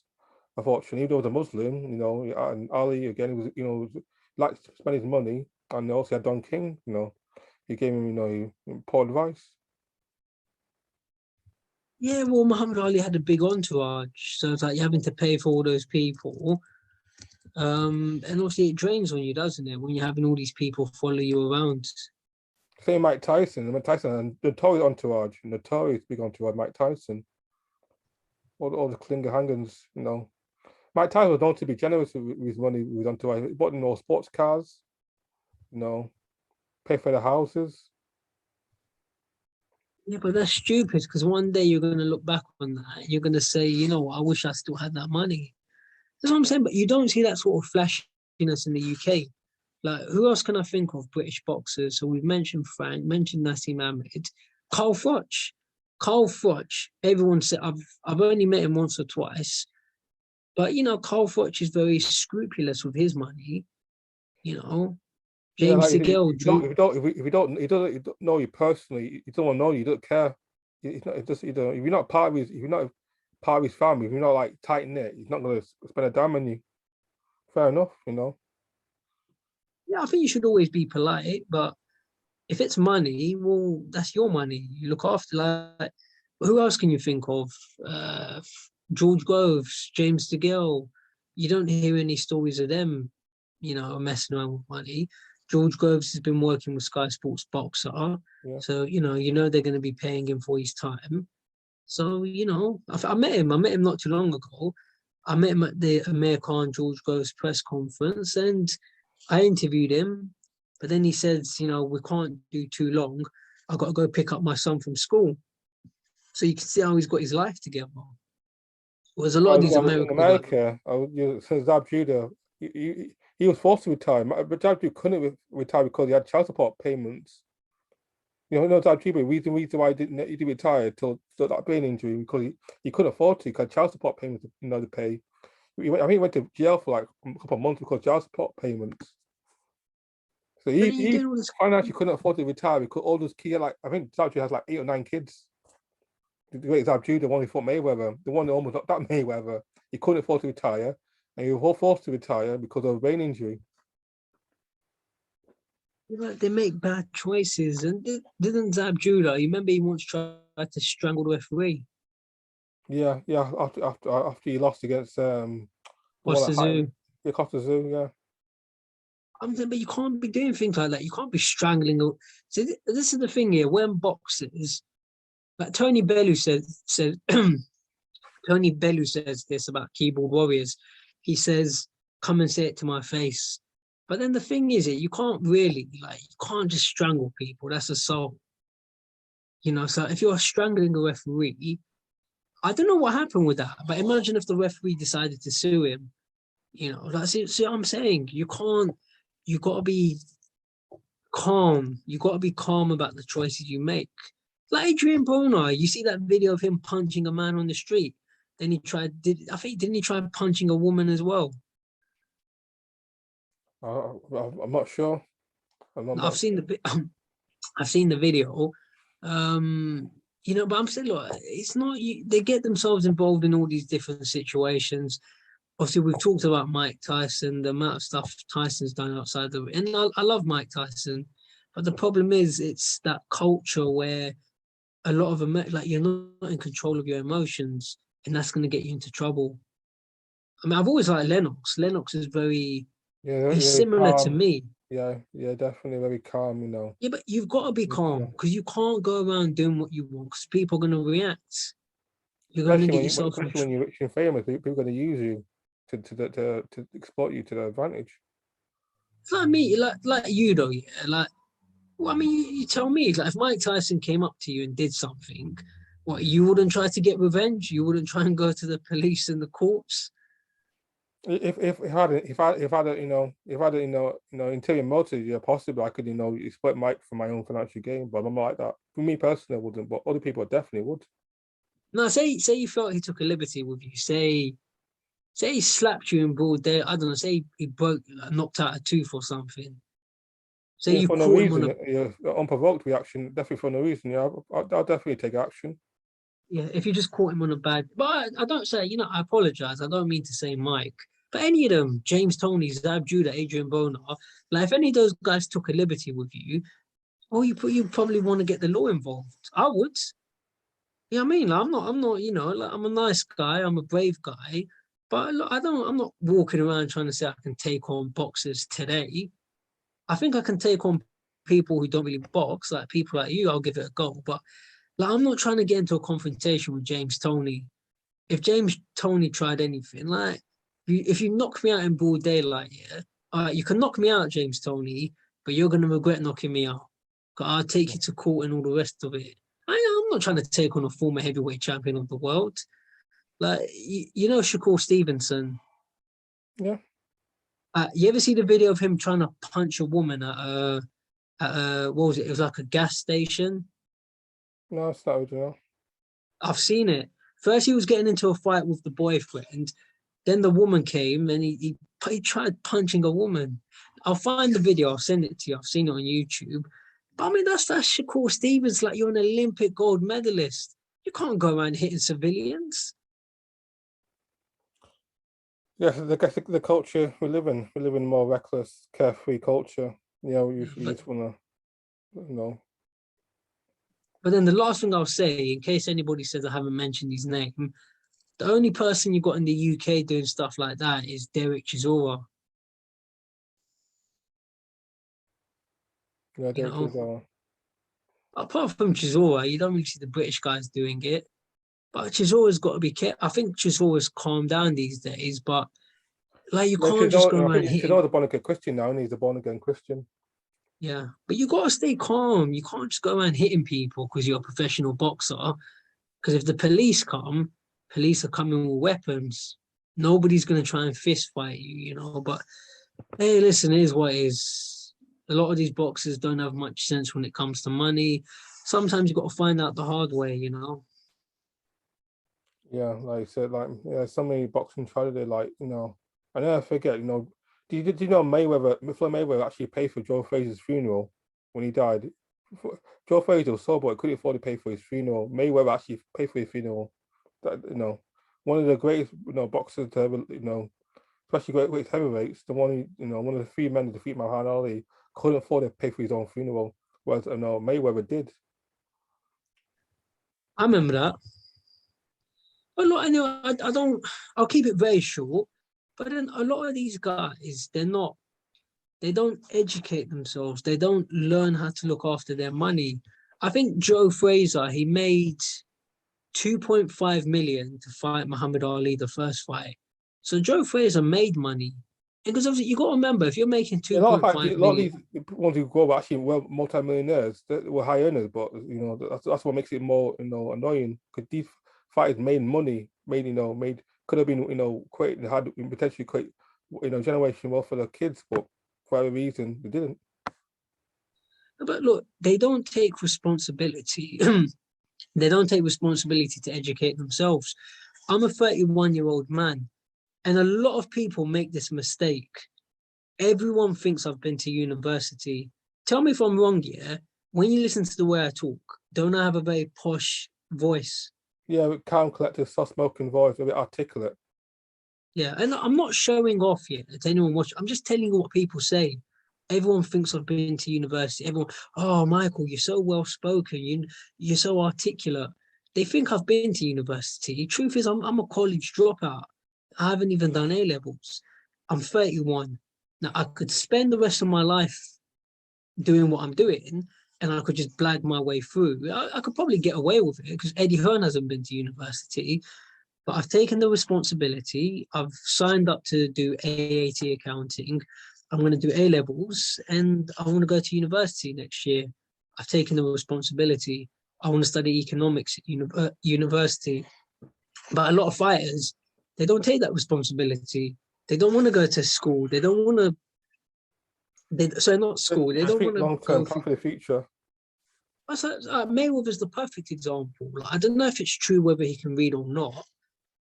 If he can't read, and I'd say this to his face, I wouldn't laugh at someone for not being able to read. To me, that's not funny. But what I've got a problem with regarding Mayweather, and I'd say it to his face, if you can't read and you've got his kind of money, I'm very disappointed that you're not willing to take the responsibility and say, I'm going to pay someone to teach me how to read. That's what I'd say to his face. I'm not going to laugh at him. Like, if you can't read, to be honest, I don't even care. I'm not even going to ask why. But at least just say, I'm going to learn how to read. So, and if you're not willing to do that, and it's the same with a lot of boxers, where if you're not willing to learn these things, you're going to get manipulated by these managers and these like Al Heyman. I don't know anything about Al Heyman, but why do fighters keep saying, I need to talk to Al, I need to talk? What's your life? It's your career. What do you mean I need to talk to Al? What, you need to get his permission to sort your own life out?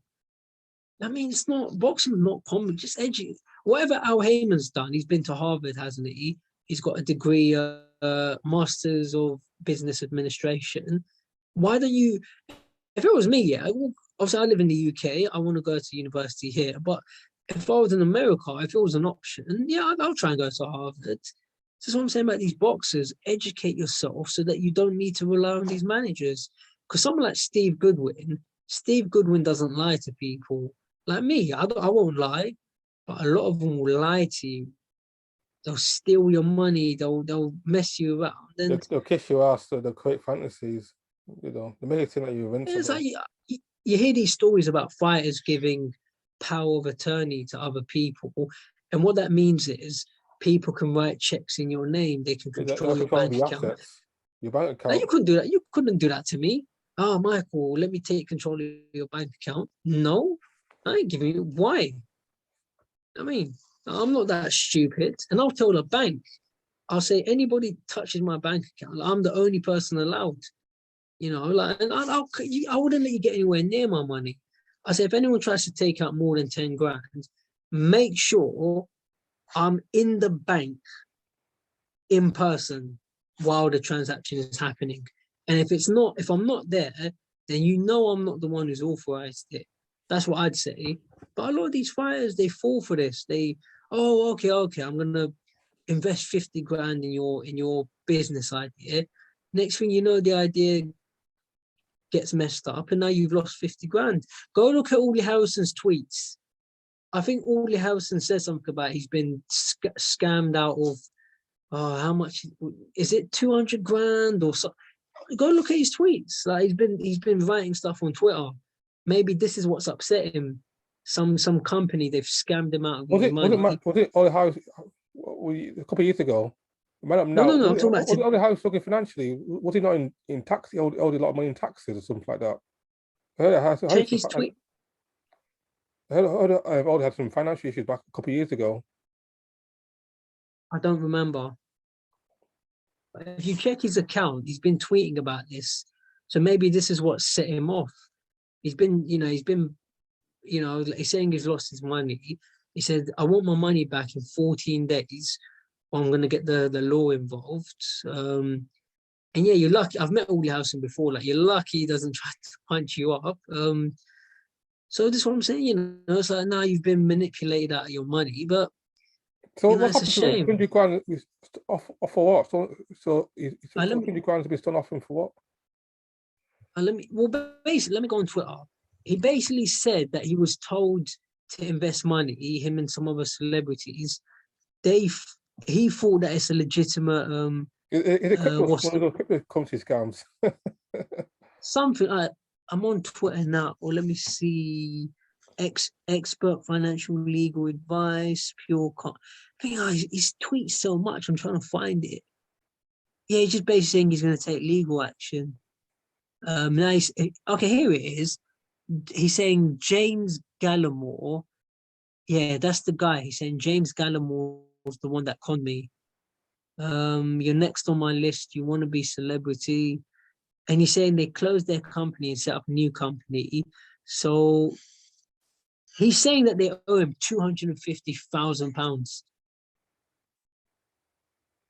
That's a lot of money. Like you're lucky. Yeah? Like I'm not someone who's excited by money, but if you're stealing like 250 grand, like that's the kind of money people get killed for. So all I can say is I'm glad I'm not involved. 250k. I don't know, mate. So all the invested 250k in the company that went bust, or was it like a dodgy Bust. company? And then they've closed the company. And this is what Frank Warren does. Basically, if they close the company, I'm not an expert, but what happens? The company owes you the money. So if the company gets shut down, that's it. We can't do anything about it. The company owes you the money, not me. The company. So that's why Frank company. Warren. You're separate. The director's separate from the company. The company's his own entity. I mean, I don't know what to say. Maybe Audley Harrison should give Daniel Kinahan a call. Try and get Daniel Kinahan to help him out. I don't know. Daniel Kinahan seems to be helping everybody else out. So, well, it used to be thank you Al Heyman, but these days it's thank you Daniel Kinahan. Yeah. So every boxer's best friend now is Daniel El Chapo Kinahan. It's not Al Haym anymore. I don't know. I think I think MTK are doing a good job, and as I said, look, I'm a nice guy. Like, if you provoke me, yeah, sometimes people provoke me. I'll say things, but on the whole, I just, I wish everyone all the best in boxing. We all got lives, we've all got families and kids and cats and dogs. We've all got mortgages and bills. And obviously everyone's just trying to achieve whatever success they can achieve. I get that. So obviously, yeah, people say things about Daniel Kinahan. Is he a nice guy? Is he a bad guy? I've never met him, but he seems to be helping fighters out. But I don't know what to say. Yeah. I'm not the police. Back, Like, so if they say, back to Al Heyman. Do you think people sorry, yeah. will go bust or it's gone bust? Because must be It's reason definitely why. going. There must be a reason why previously putting these ridiculous shows on pay-per-view. They put Charles Martin lose all two on pay-per-view for 30 quid or $40. And they put Keith Lee versus Mario Barrios for $80. There must be a reason why, because Al Heyman is obviously a smart man. There must be a need of money to put on these ridiculous fights on pay-per-view. All I can say, to the best of my knowledge, yeah, listen, I think he's going bust. He's running out of money, because when he came, he was fresh. And obviously, when you're new, you're going to draw a lot of attention. But I don't see how he can maintain that over time, because you're putting people like Charles Martin and Luis Ortiz on pay-per-view. Yeah, but most people don't know who they are. And the joke about overpaying as well, because Al Heyman is known for overpaying his fights. Hence why his fights are so low too, because he's known for overpaying them far more than the market value. But the problem with that, where Al Heyman gets his money from, is an investment firm, Wardle and Reed. So they gave him a big amount. They gave him like $400 million to, Al Heyman's going to take over and control boxing. But then the problem is, obviously, you're going to run out of money. And where you're not generating the money back, people like Luis Ortiz and Charles Martin, they can't generate money.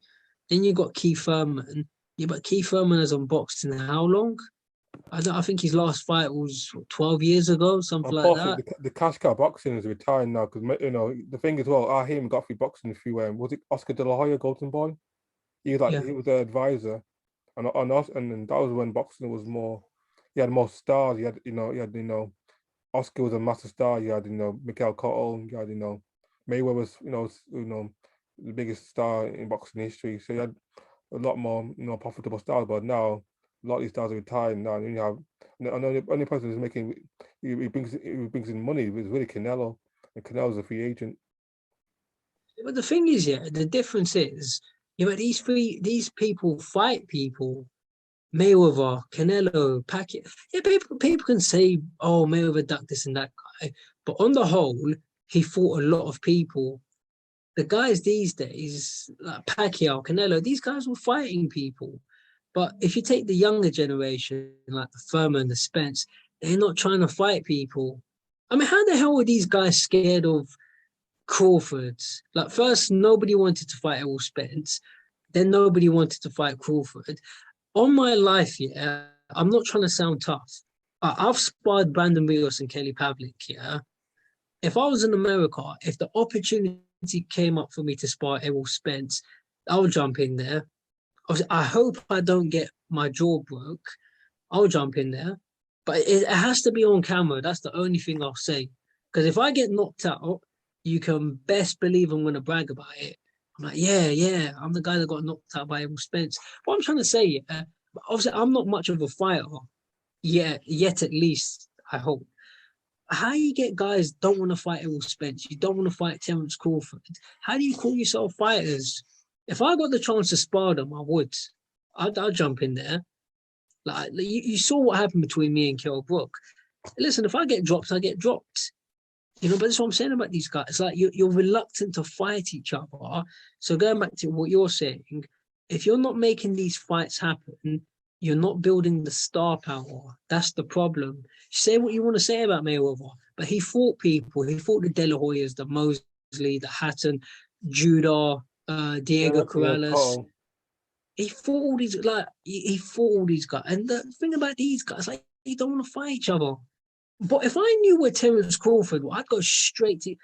if I saw him at a boxing show, or I'd go up to him. I try to find out where his gym is. I'm not gonna ask him to spar, not at the fight, because it's not the best place to talk. I say, can I come to your gym and interview you? And once I'm in the gym, I'll try to spar him. So that's what I'm trying to say. Why are you not trying to fight each other? I don't get it. You know what Mosley did? I'm not going to go on, but it's like Mosley, years ago, I wasn't there, but Freddie Roach told me this. Shane Mosley came to the wild card and asked, he wanted to fight Pacquiao. And the fight happened. First, Freddie Roach said, no, you're too big. But then the fight happened eventually. So where is that energy? Come with the same, like, you lot should be fighting each other. Like Errol Spence versus Crawford, forget all these other fights. Forget Ugas. I think Ugas is a good fighter, but we need to see Spence versus Crawford. And what you're talking about, I think Al Heyman's part of the problem, because you ain't getting these guys to fight each other. Because whoever wins that fight, Spence versus Crawford, now you've got a star.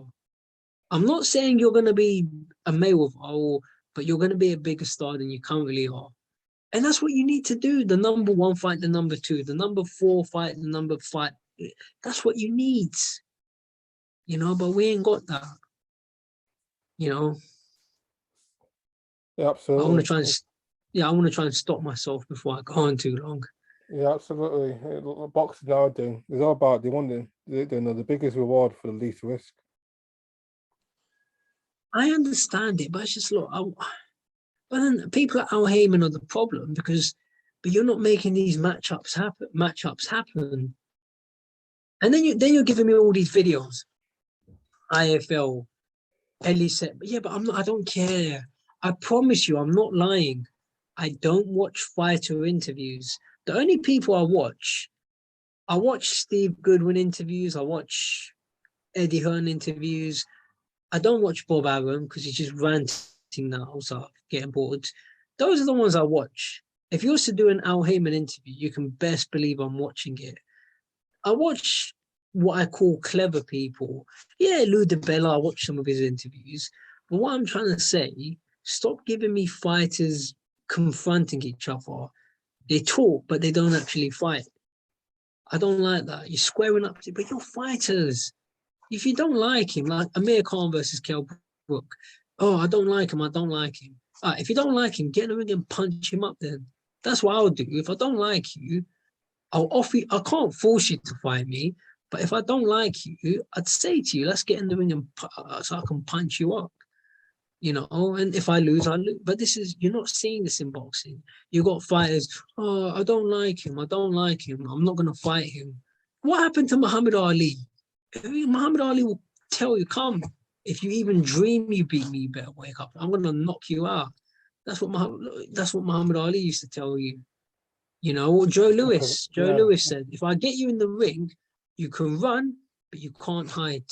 Where's it with these boxers these days? These like scared little cats. Like, he's too. Oh, I can't fight him. He's too big, and he's not. I don't like the gloves, and we've got to look at who's the A side and the B side. Just knock him out. Who cares who's the A side? The A side is whoever wins the fight. That's the A side. That's the A side. I mean, a lion is the A side because why? He chases you down and he kills you.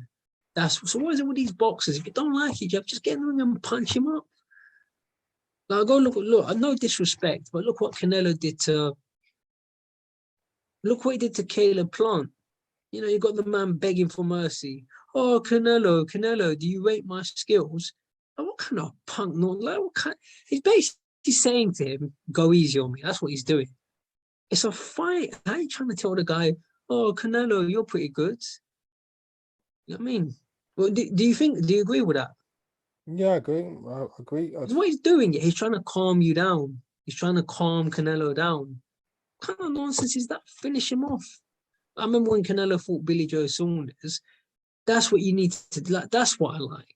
It's a fight. I mean, if it made Billy Joe Saunders didn't want to come out, the same Billy Joe Saunders that said all that stuff about Dubois. Yeah, guess what? You didn't want to come out though, did you? Yeah, I don't want no more, no mas. But Yeah, anyway, I don't want to. a lot of these boxers they lost their balls out of balls. They're too comfortable for Yes, their own good. but just getting frustrated. Like, you're supposed to be the best in the world. Like, where's the heart? Go look at Joe Frazier versus George Foreman. Joe Frazier got knocked down like 6 times, still kept getting up. And then you get these guys talking about, oh, he's too big. He weighs 2 pounds more than me. Oh, I don't feel good today. I slept late last night. Or, oh, I didn't get a good enough breakfast this morning. Oh, I don't like him. He looks too mean. Like, come on, man. And you wonder why MMA's taking over. Them dudes just fight.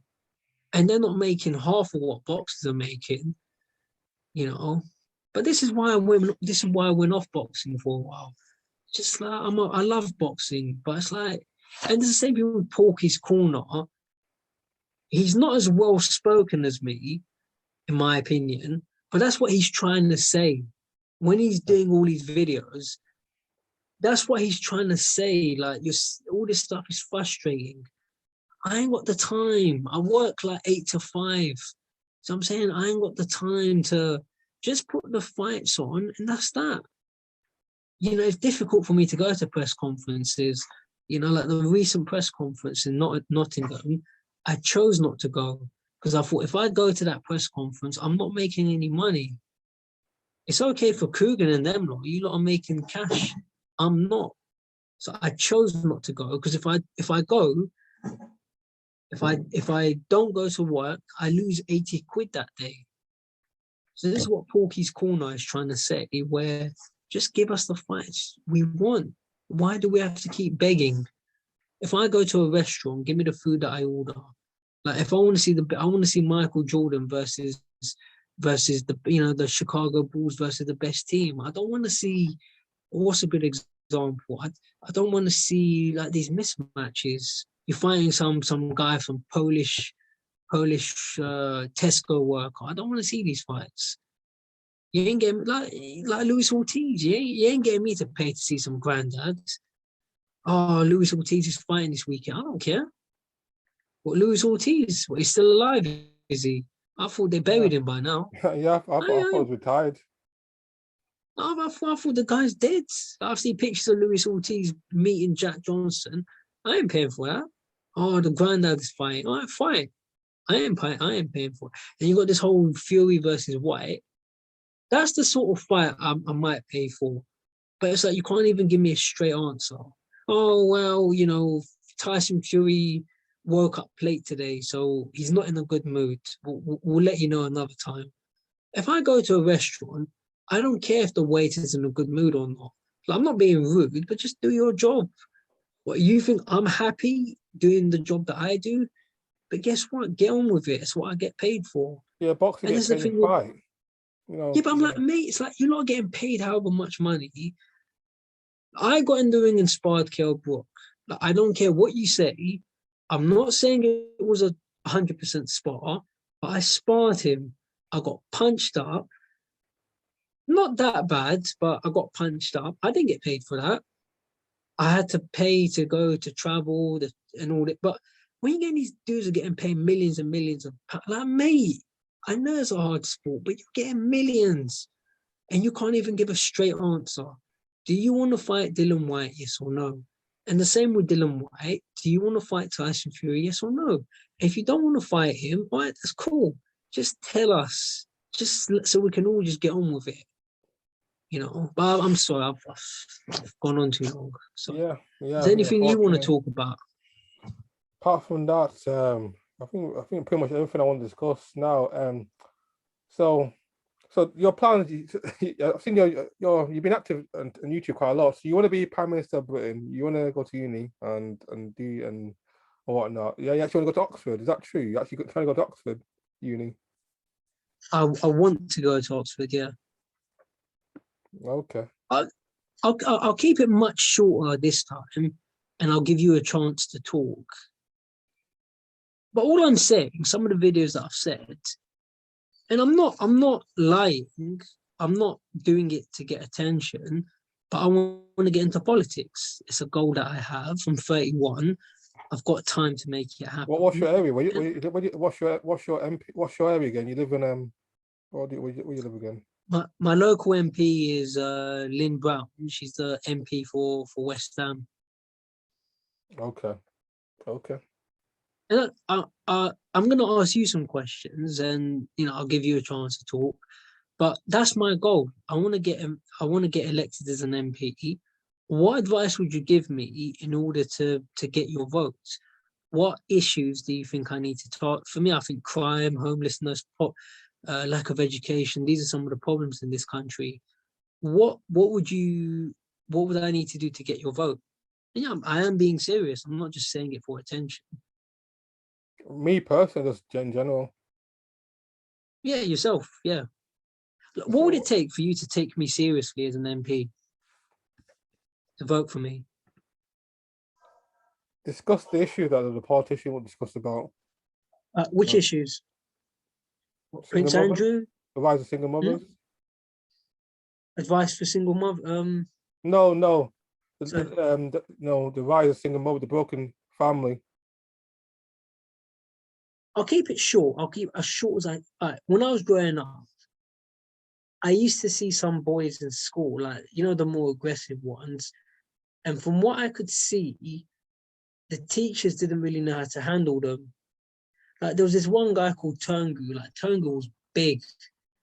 And I'm not making this up here. Like, this guy, since school, he's actually stabbed someone and he's gone to prison.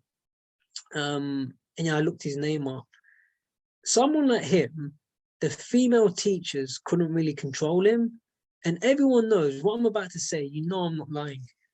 Whenever he used to sort of try something, or any of the other boys, what the women teachers would say, and I'll bet everybody knows I'm not lying, everyone of a certain age, what the female teachers would say, I'm going to go get Mr. Skelton. That's what they wouldn't even try to deal with him. Oh, someone go get Mr. Skelton. Now, Mr. Skelton could control him. But then the problem is, the system there's not enough guidance for people like him. He was a very angry sort of young man. And yeah, I've met loads of angry young men, and I've been able to talk to them, like in boxing gyms and so on. And I got a family member who's very hot-headed. He's like similar to Derek Chisora, not as bad, because obviously he can't fight, but there's not enough guidance. So when you say young mother, think about women can't really raise boys, because once the boy gets about 12, 14 years old, you can't control him, can you? So I'd say there's not enough people out there, the police, the teachers, there's not enough help. So I'd say that's something I'd work on. And don't treat these boys, they're not different to us, they're not animals, but they just need someone who can reach them, who can talk to them the way I can. Yeah, I made mistakes, but at the end of the day, it's only people that haven't met me that, say stuff about me. The reason why you're disciplined, you're well mannered. I guess you were raised by your mother and your father. No, just my mother. So what made you? So do you have a male? What was the reason? What's the reason why you're so without a father, a strong man in your life? What made you so well mannered? How can you so well spoken, so well behaved without a father, without a strong male model in your life? Was it a teacher? Was it a boxer? Who you say was that male influence? Because I think as the reason why a lot of these men, especially men from the black community, end up in prison because I think a lot of people don't discuss the lack of fathers in the black community, especially the black community. Every man needs a strong male model to keep them disciplined. Because I don't think a mum can't raise a strong, a man. Only a man can raise a man, in my opinion. They can do so much. The reason why, if you look at statistics, a lot of these men go to prison come from single mother backgrounds. If you do the research, a lot of these men who you go to prison, you end up criminals come from single mother backgrounds. And I think the reason is a man needs to have a strong male leader in the household. Is that something you've witnessed, or people that you know? First-hand experience. I've seen first experience as well as research. I've done first-hand. People in my life, a lot of the people in my life who haven't done so well, who've ended up in prison, come from single mother backgrounds, who don't have stronger male influences in their lives. I can answer that, and I completely agree. I'm not trying to sound clever. If I don't know the answer, I'll just tell you I don't know the answer. Women don't have the same effect on boys that men will. And the way I can phrase it very quickly, I'm not saying women can't raise boys. I'm not saying men can't raise girls. In order to raise a girl, I think the best person to do it is a woman. In order to raise a boy, the best person to do it is a man. I'm not saying it can't be done, but when I got to the age of 12, I was already stronger than my mother. So once I was, I had no more fear. I'll tell you a true story then about me and my mother. I don't see the harm. She used to hit me with a belt, and I used to deserve it. But when I got to about age 12, she tried to hit me. I grabbed her wrist, and she could not get out of my grip. From that day, I never had any fear. So, and when I met my dad, when I went to East Africa, I was about 15, and I was causing trouble. I was nothing bad. I was messing around. And they said to me, it was a bunch of women, aunts, and, oh, we're going to tell your dad. We're going to tell your dad. I don't care. Tell him. I don't care. I was 15. They told him. He didn't say anything. He came in, he slapped me across the face and told me to shut up and behave. I said, okay. I waited for him to leave. And once he left, I told those women, oh, why'd you have to tell him? I waited for him to leave. Now, I was a nice kid. I didn't really do anything bad. But if he was, I was more scared of him, though. Even I didn't really know him that well. I only saw him on holiday. And that's what I'm saying about these young boys. You need to have that male that you fear, that has that authority over you, that can teach you what the world is like. But it's just a fact. Women are generally not as strong as men. And it's the same with me. Like, I wouldn't, if I had a daughter, say if I was a single father, I would not be comfortable raising a daughter on my own. Like, I wouldn't care. I'll get my aunt or someone to help me out. So as you said, I agree with you. This is the problem with a lot of these boys. You haven't got someone to control that masculine energy that can try and bring it. It's like a dog. Like, my uncle had a dog. Everyone was scared of this dog. I wasn't scared. You know what I used to do, yeah? And the next time I go to Eritrea, I'll prove I'm not lying. With some of these Eritrean dogs, they got them chained up on, like, they chained up on metal and all that. I take a chair, I'd sit right near the dog for an hour, and the dog can bark and bark and bark all he likes, but you're not going to reach me. Sit down for about an hour reading a book, and that dog's going to get used to your presence. And yeah, it might keep barking, but it's going to get tired eventually.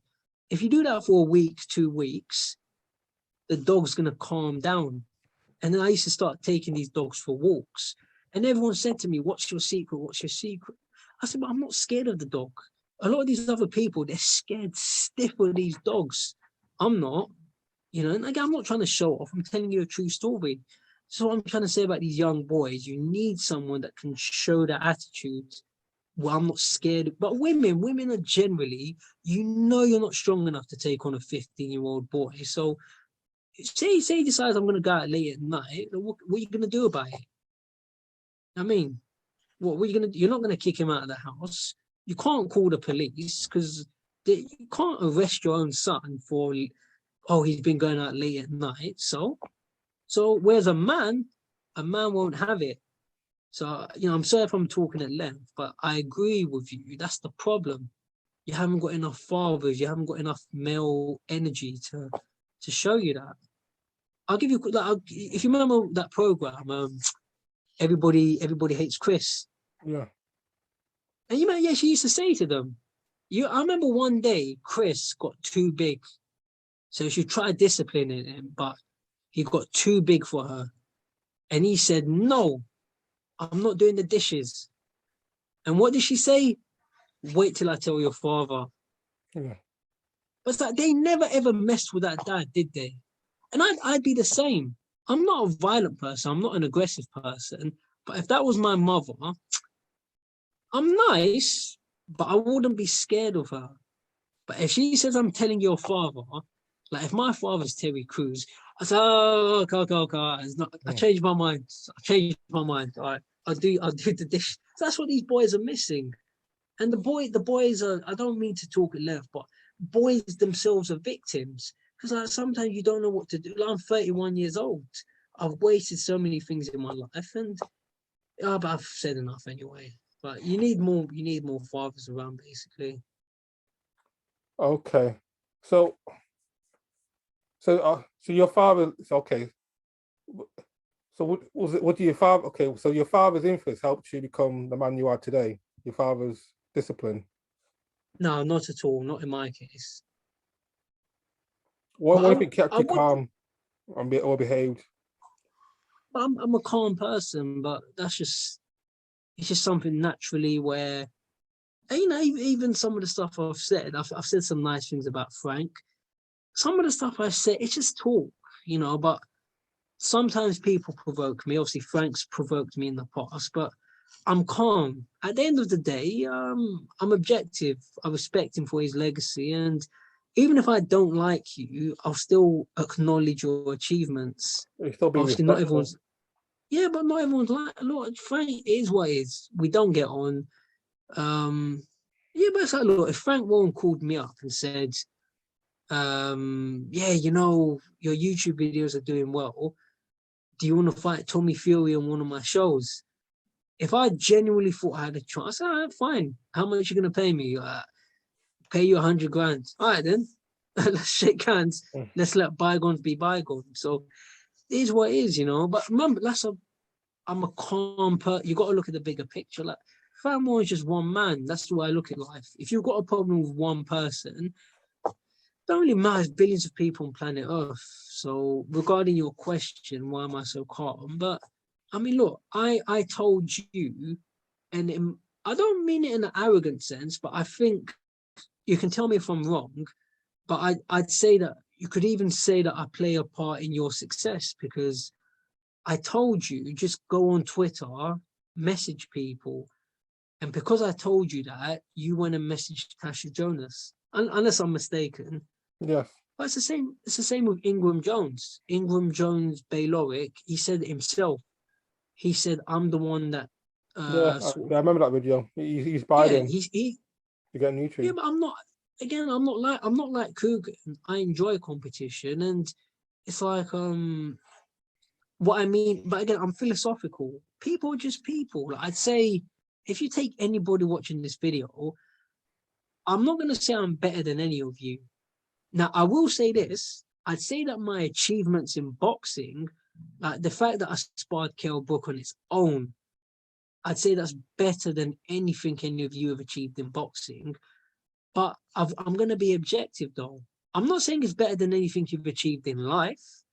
Because obviously, if you've got a degree, if you've been in, I think you're in, is it insurance? Yes. Yeah, but I can't, it'd be delusional for me to say, oh, I sparred Kell Brook. That's better than a degree. That's if you've worked in insurance for 10 years. But it's subjective. I've achieved more than you in boxing, but that's because I've spent a lot more time in boxing. So of course I'm going to achieve more, but it's not relevant to life. So what I'm saying is, what I'm trying to explain, people are just people. I don't look down on people. Obviously, with the interviews, I'm ahead of you, but it doesn't, you know, you could catch up to me. I saw you got a reply from Audley Harrison. Like Audley Harrison he doesn't do interviews unless he thinks you're famous. It's a bit, I've seen it's a bit weird. He tweets anybody, but when it comes to interviews, it's like, oh, you got to be famous. Oh, I'm only going to talk to Coogan. So, and if the day I've interviewed him about 10 years ago, but that's something I'm going to challenge him on. I said that's a bit arrogant. We're all just, I don't care if you've got an Olympic gold medal. Like obviously you've achieved more than me in boxing, but it doesn't mean you're a better person than me. So that's something I criticize Yeah, him he on. replied But as well. He did a tick as well. Yeah, and he replied to my message, even though a thumbs up. Okay. I'll say to his face, like, but you can't. You're telling people, oh, you're not good enough to interview me. Why? But you're replying to every single person on Twitter. But if like, I'd love to interview him, but he's not going to let me. I mean, you know, maybe he still remembers my name as Apollo Jackson, but He's gonna take one look. But oh, you know what? Yeah, but he actually saw my Kell Brook sparring session. Yeah, I've seen that He's, message. Yeah, yeah, so he said to me, he goes, my ring days are over. I'm not gonna spar you or anybody else. No, no, no, no, no, no. He's gonna spar me. It's just gonna take more time. I was like, he's not gonna spar me now because there's nothing in it for him. But if I can just keep it going and I develop enough of a name. But going back to your question, you said, why am I like that? People are just people. I don't look down on people. Yeah, I've said things about Time Booth and Kugan Cassius. That's because I was provoked. But at the end of the day, I respect Time Booth for what he's achieved. I respect Kugan Cassius for what he's achieved. I'm not going to say Kugan's channel is rubbish. It's not. I disagree with certain things. If it was me, I'd ask more challenging questions. But it's his channel, innit? He's got the right to do what he wants. It's the same with Time Booth. I mean, Time Booth's boxed at a high level. I'm not going to judge him for his losses. The only thing I don't like about Time Booth, like you're getting too personal with people, but you know, it's you your understand life, why did he innit? have such a disdain for? I understand why he hates Coogan, but why did he hate Michelle Joy Phelps? What's the I disdain don't for? know. Yeah, but this is what I don't like. I don't know why he seems to dislike this woman because a lot of the stuff he says about her is rubbish. Oh, Michelle sleeps with people. Like, no, she don't. Based on what? You Who don't she need to, slept with? you don't need to sleep with fighters to get interviews. I've interviewed a lot of fighters.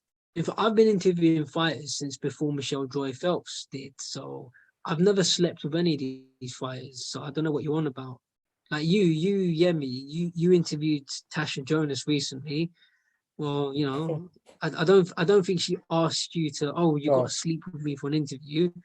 You know, to your great disappointment. I'm joking. I think I think Um, no, I think Ty was it Michelle or one of the apparently this female report slept with Billy Joe Saunders. I can't remember which one to get an interview.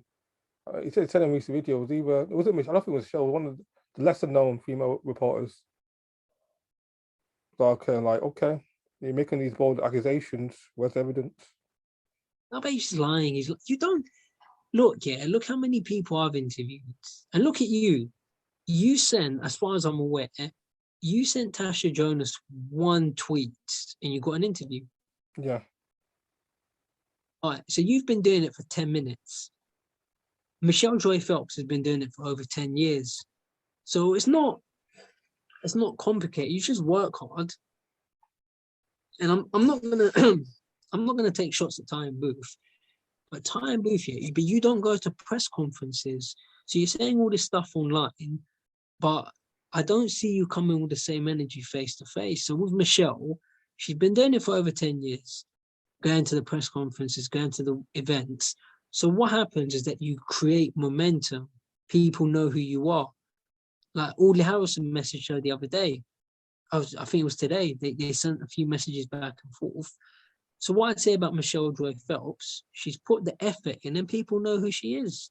It's like me and Audley Harrison. I've sent him the Kell Brook video. So he's seen me. He knows who is this guy. This guy sparred Kell Brook. So he knows that. I'm going to try and get another response from him tomorrow. Then next week. And then just try and build momentum. Then if I can spar other people, I'll send it to him. But I know how to play chess. Eddie Hearn knows how to play chess.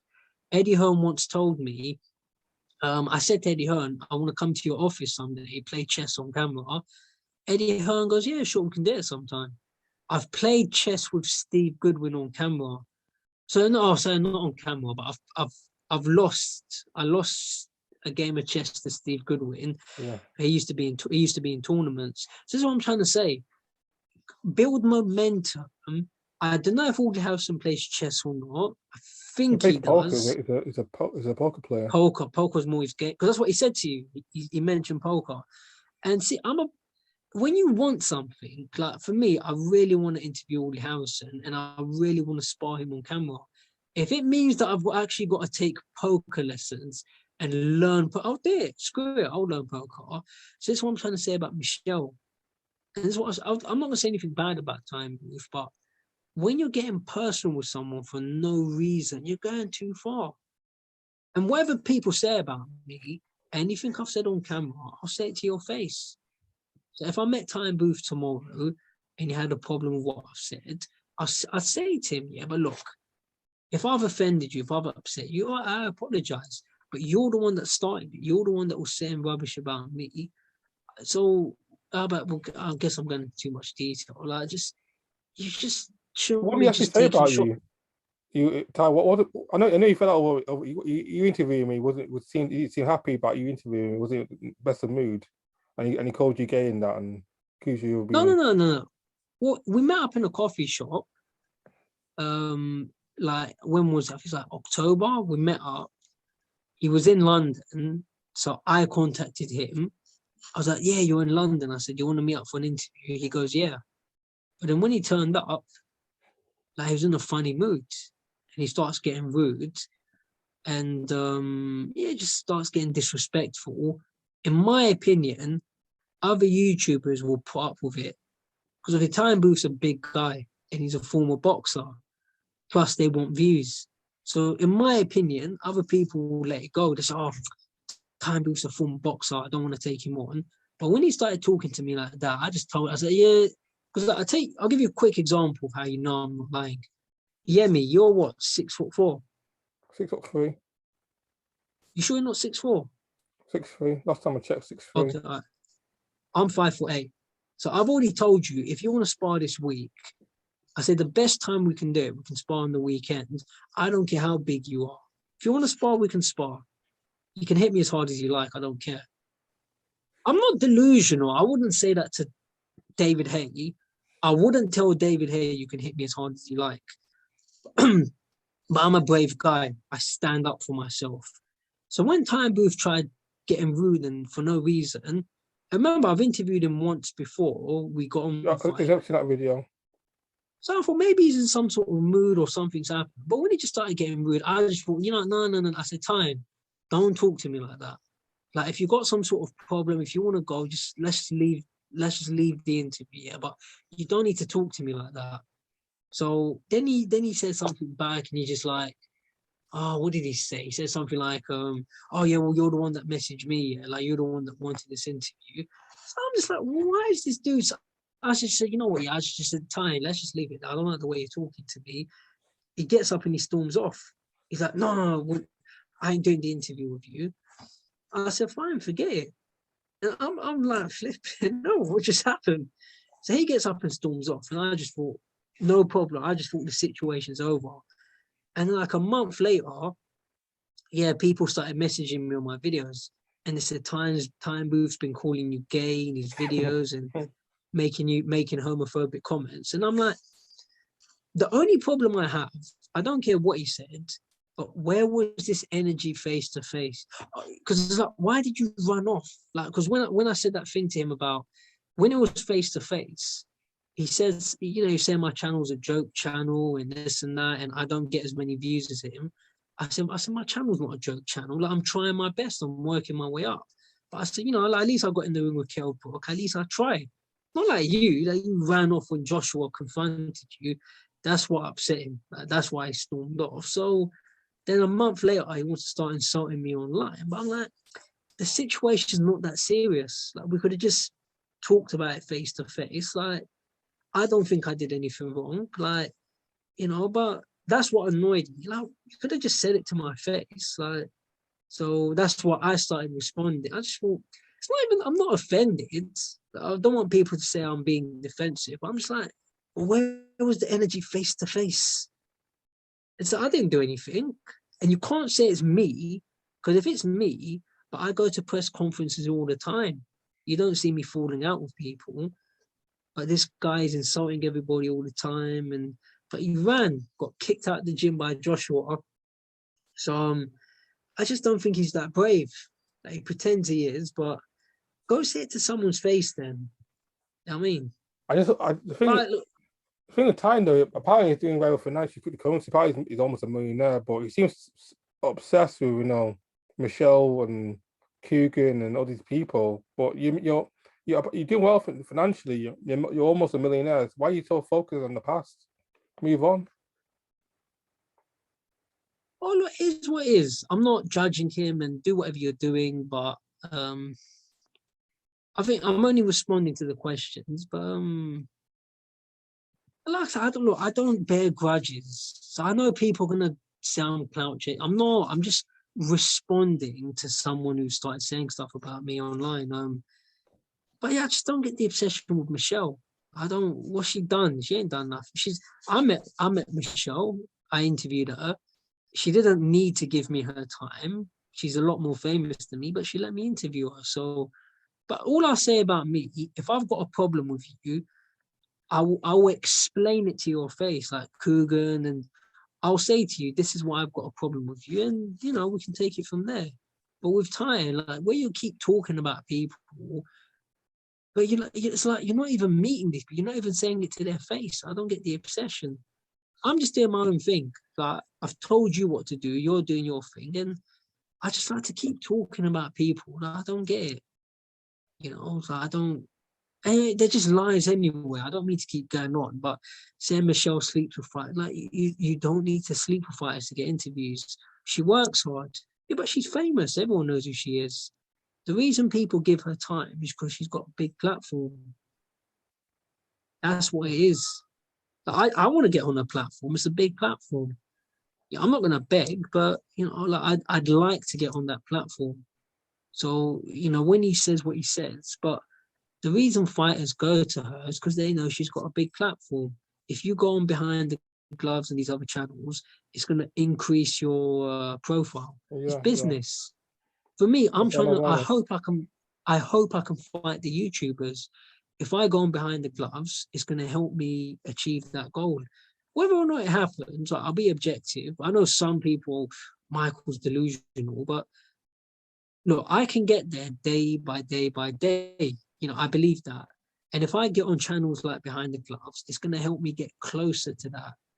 Like hope if I do one interview on her channel, it's going to get 50,000 views. How many people are going to watch that? David Hay, Alicia Baumgardner, Michaela Mayer, Clarissa Shields. I'm not saying they're all going to watch it, but The there'll thing be is a now, whale. the mind, anything, the impossible, what I say is, remember this, Michael, write this down. The impossible becomes the possible once you change your way of thinking. Think about, I've only been YouTube for less than 3 months. I got interviewed with Natasha Jonas. I got interviewed with yourself, Love Boxing TV and so on. I've done a lot of things. Poker's Corner, a big YouTuber like Poker's Corner. I'm a nobody, but I've already done these things less than No, 3 no, no, months. no, no. Don't say you're nobody. We're all people. I just think if people understand, in plain English, you can do what you want to do in life as long as you've got a motivated mind and you have a plan in place. Yeah, I believe I can fight the YouTubers, but it's just some people online on my videos, they don't seem to believe I can, which is okay. It doesn't bother me, but I'm just trying to explain to these guys the way boxing works. The reason Seconds Out, Behind the Gloves, the reason they get people's time is they offer big platforms. I don't mind talking to you because I'll talk to anybody. But obviously, a lot of fighters, they're not going to want to come on your channel because they'll say you haven't got enough followers. So and this is the last thing I'll say about Time Booth, unless you've got any other questions. But what Time Booth, and I don't think Time Booth's stupid. I think he's just doing it for views. But the thing he's pretending to ignore, Michelle doesn't need to sleep with people. She's got a big platform. It's like if they said to me, Michael, for argument's sake, like, do you want to come on the Graham Norton show?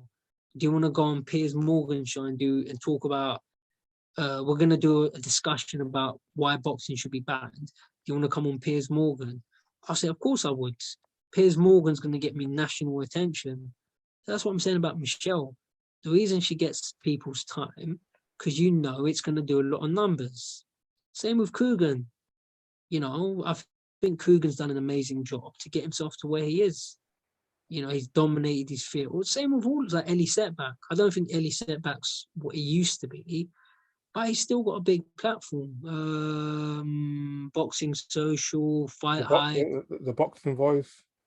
Yeah, all these people, they've got. It's not about sleeping with people, but they've got big platforms. So, like I wouldn't really want to go on Time Booth's channel anymore. But it's like behind the gloves. I'll go on there. Business, isn't it? It's a big platform. So let's just look. I wish Time Booth well.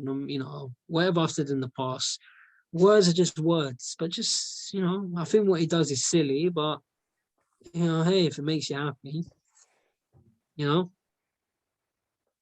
Absolutely, absolutely. Anyways, I think that's it. I think that's in terms of boxing news. We discussed what's going on with AJ and the rumored 50 million offer. We discussed that, and Fury, the Fury White saga goes on. I think everything in boxing, as far as news I've discussed. Oh yeah, Eubank and Williams fighting next week. What do you think? What do you think of that fight? Eubank and Liam Williams next February the 5th. That's a good fight. See, that's what I'm talking about. That's what you call a fight. I'm really excited to see it. Oh The yeah, there's a hard rematch clause as well. Actually, what do you think of that? It's a rematch clause. Wow, if Eubank loses, I didn't know that. I think it's a very tough fight. I think Williams is a very strong fighter. I think Andre is a very elite fighter. So just because Andre did what he did, I don't think anybody can do yeah, that. I don't think Eubank. I don't think Eubank's a good fighter. He's not as good as Andre in terms of ability. I don't think, no, Eubank's definitely not as good as Andre in terms of boxing ability. But it's such a hard fight to pick. It's definitely 50-50. I think Eubank will beat him on points. Yeah. I think it'll be a point. I don't think it'll be the stoppage, but I think by points. Yeah, I don't see a stoppage. I think it's a great, massive fight. I really look forward to it. And also, Khan Book, there's a rematch clause in that fight as well. What do you think of that? There's a rematch clause in that fight, Khan Book. I know there's a rematch clause, but Is that if Khan loses or if Book loses, there's a rematch clause? I think it's either way. I think. But obviously this is just the way boxing is these days. A lot of rematch Every big fight has a clauses. rematch clause nowadays, isn't it? Every rematch, frankly, that's Eddie Hearns, doing every big fight has a rematch clause. Yeah, but I don't want to just keep seeing rematch clauses all the time. Sometimes Especially when the fight wasn't there's ever rematch, especially when the first fight was a close fight, was it one side beating. Yeah, but it's the way boxing is these days. It's always rematch clause, this and that. Yeah, what can I say? I think Khan Book's going to be a good fight, and I probably won't want to see a rematch, but let's see what happens. What do you think? Who do you think is going to win that fight? Which one? Khan Book.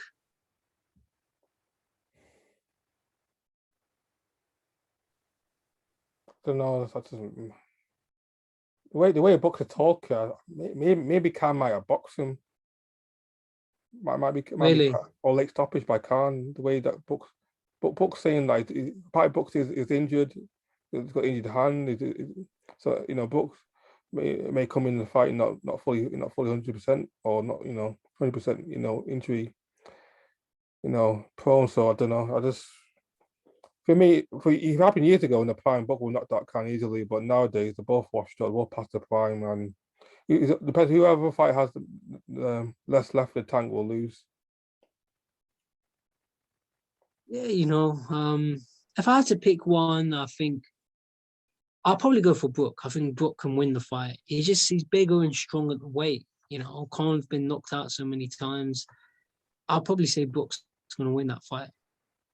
Only the reason why I'm more favourite of Khan is the way Brook got stopped by Crawford early. I think part of me think Crawford the eye socket is not healed or he might be semi-blind. I think the eye socket hasn't never fully healed, and then Khan might target that those sockets, and may stop him. Yeah, obviously Golovkin smashed him up, and then Errol Spence smashed him up, and then Terence Crawford smashed him up as well. So obviously that's probably a factor. Yeah, definitely.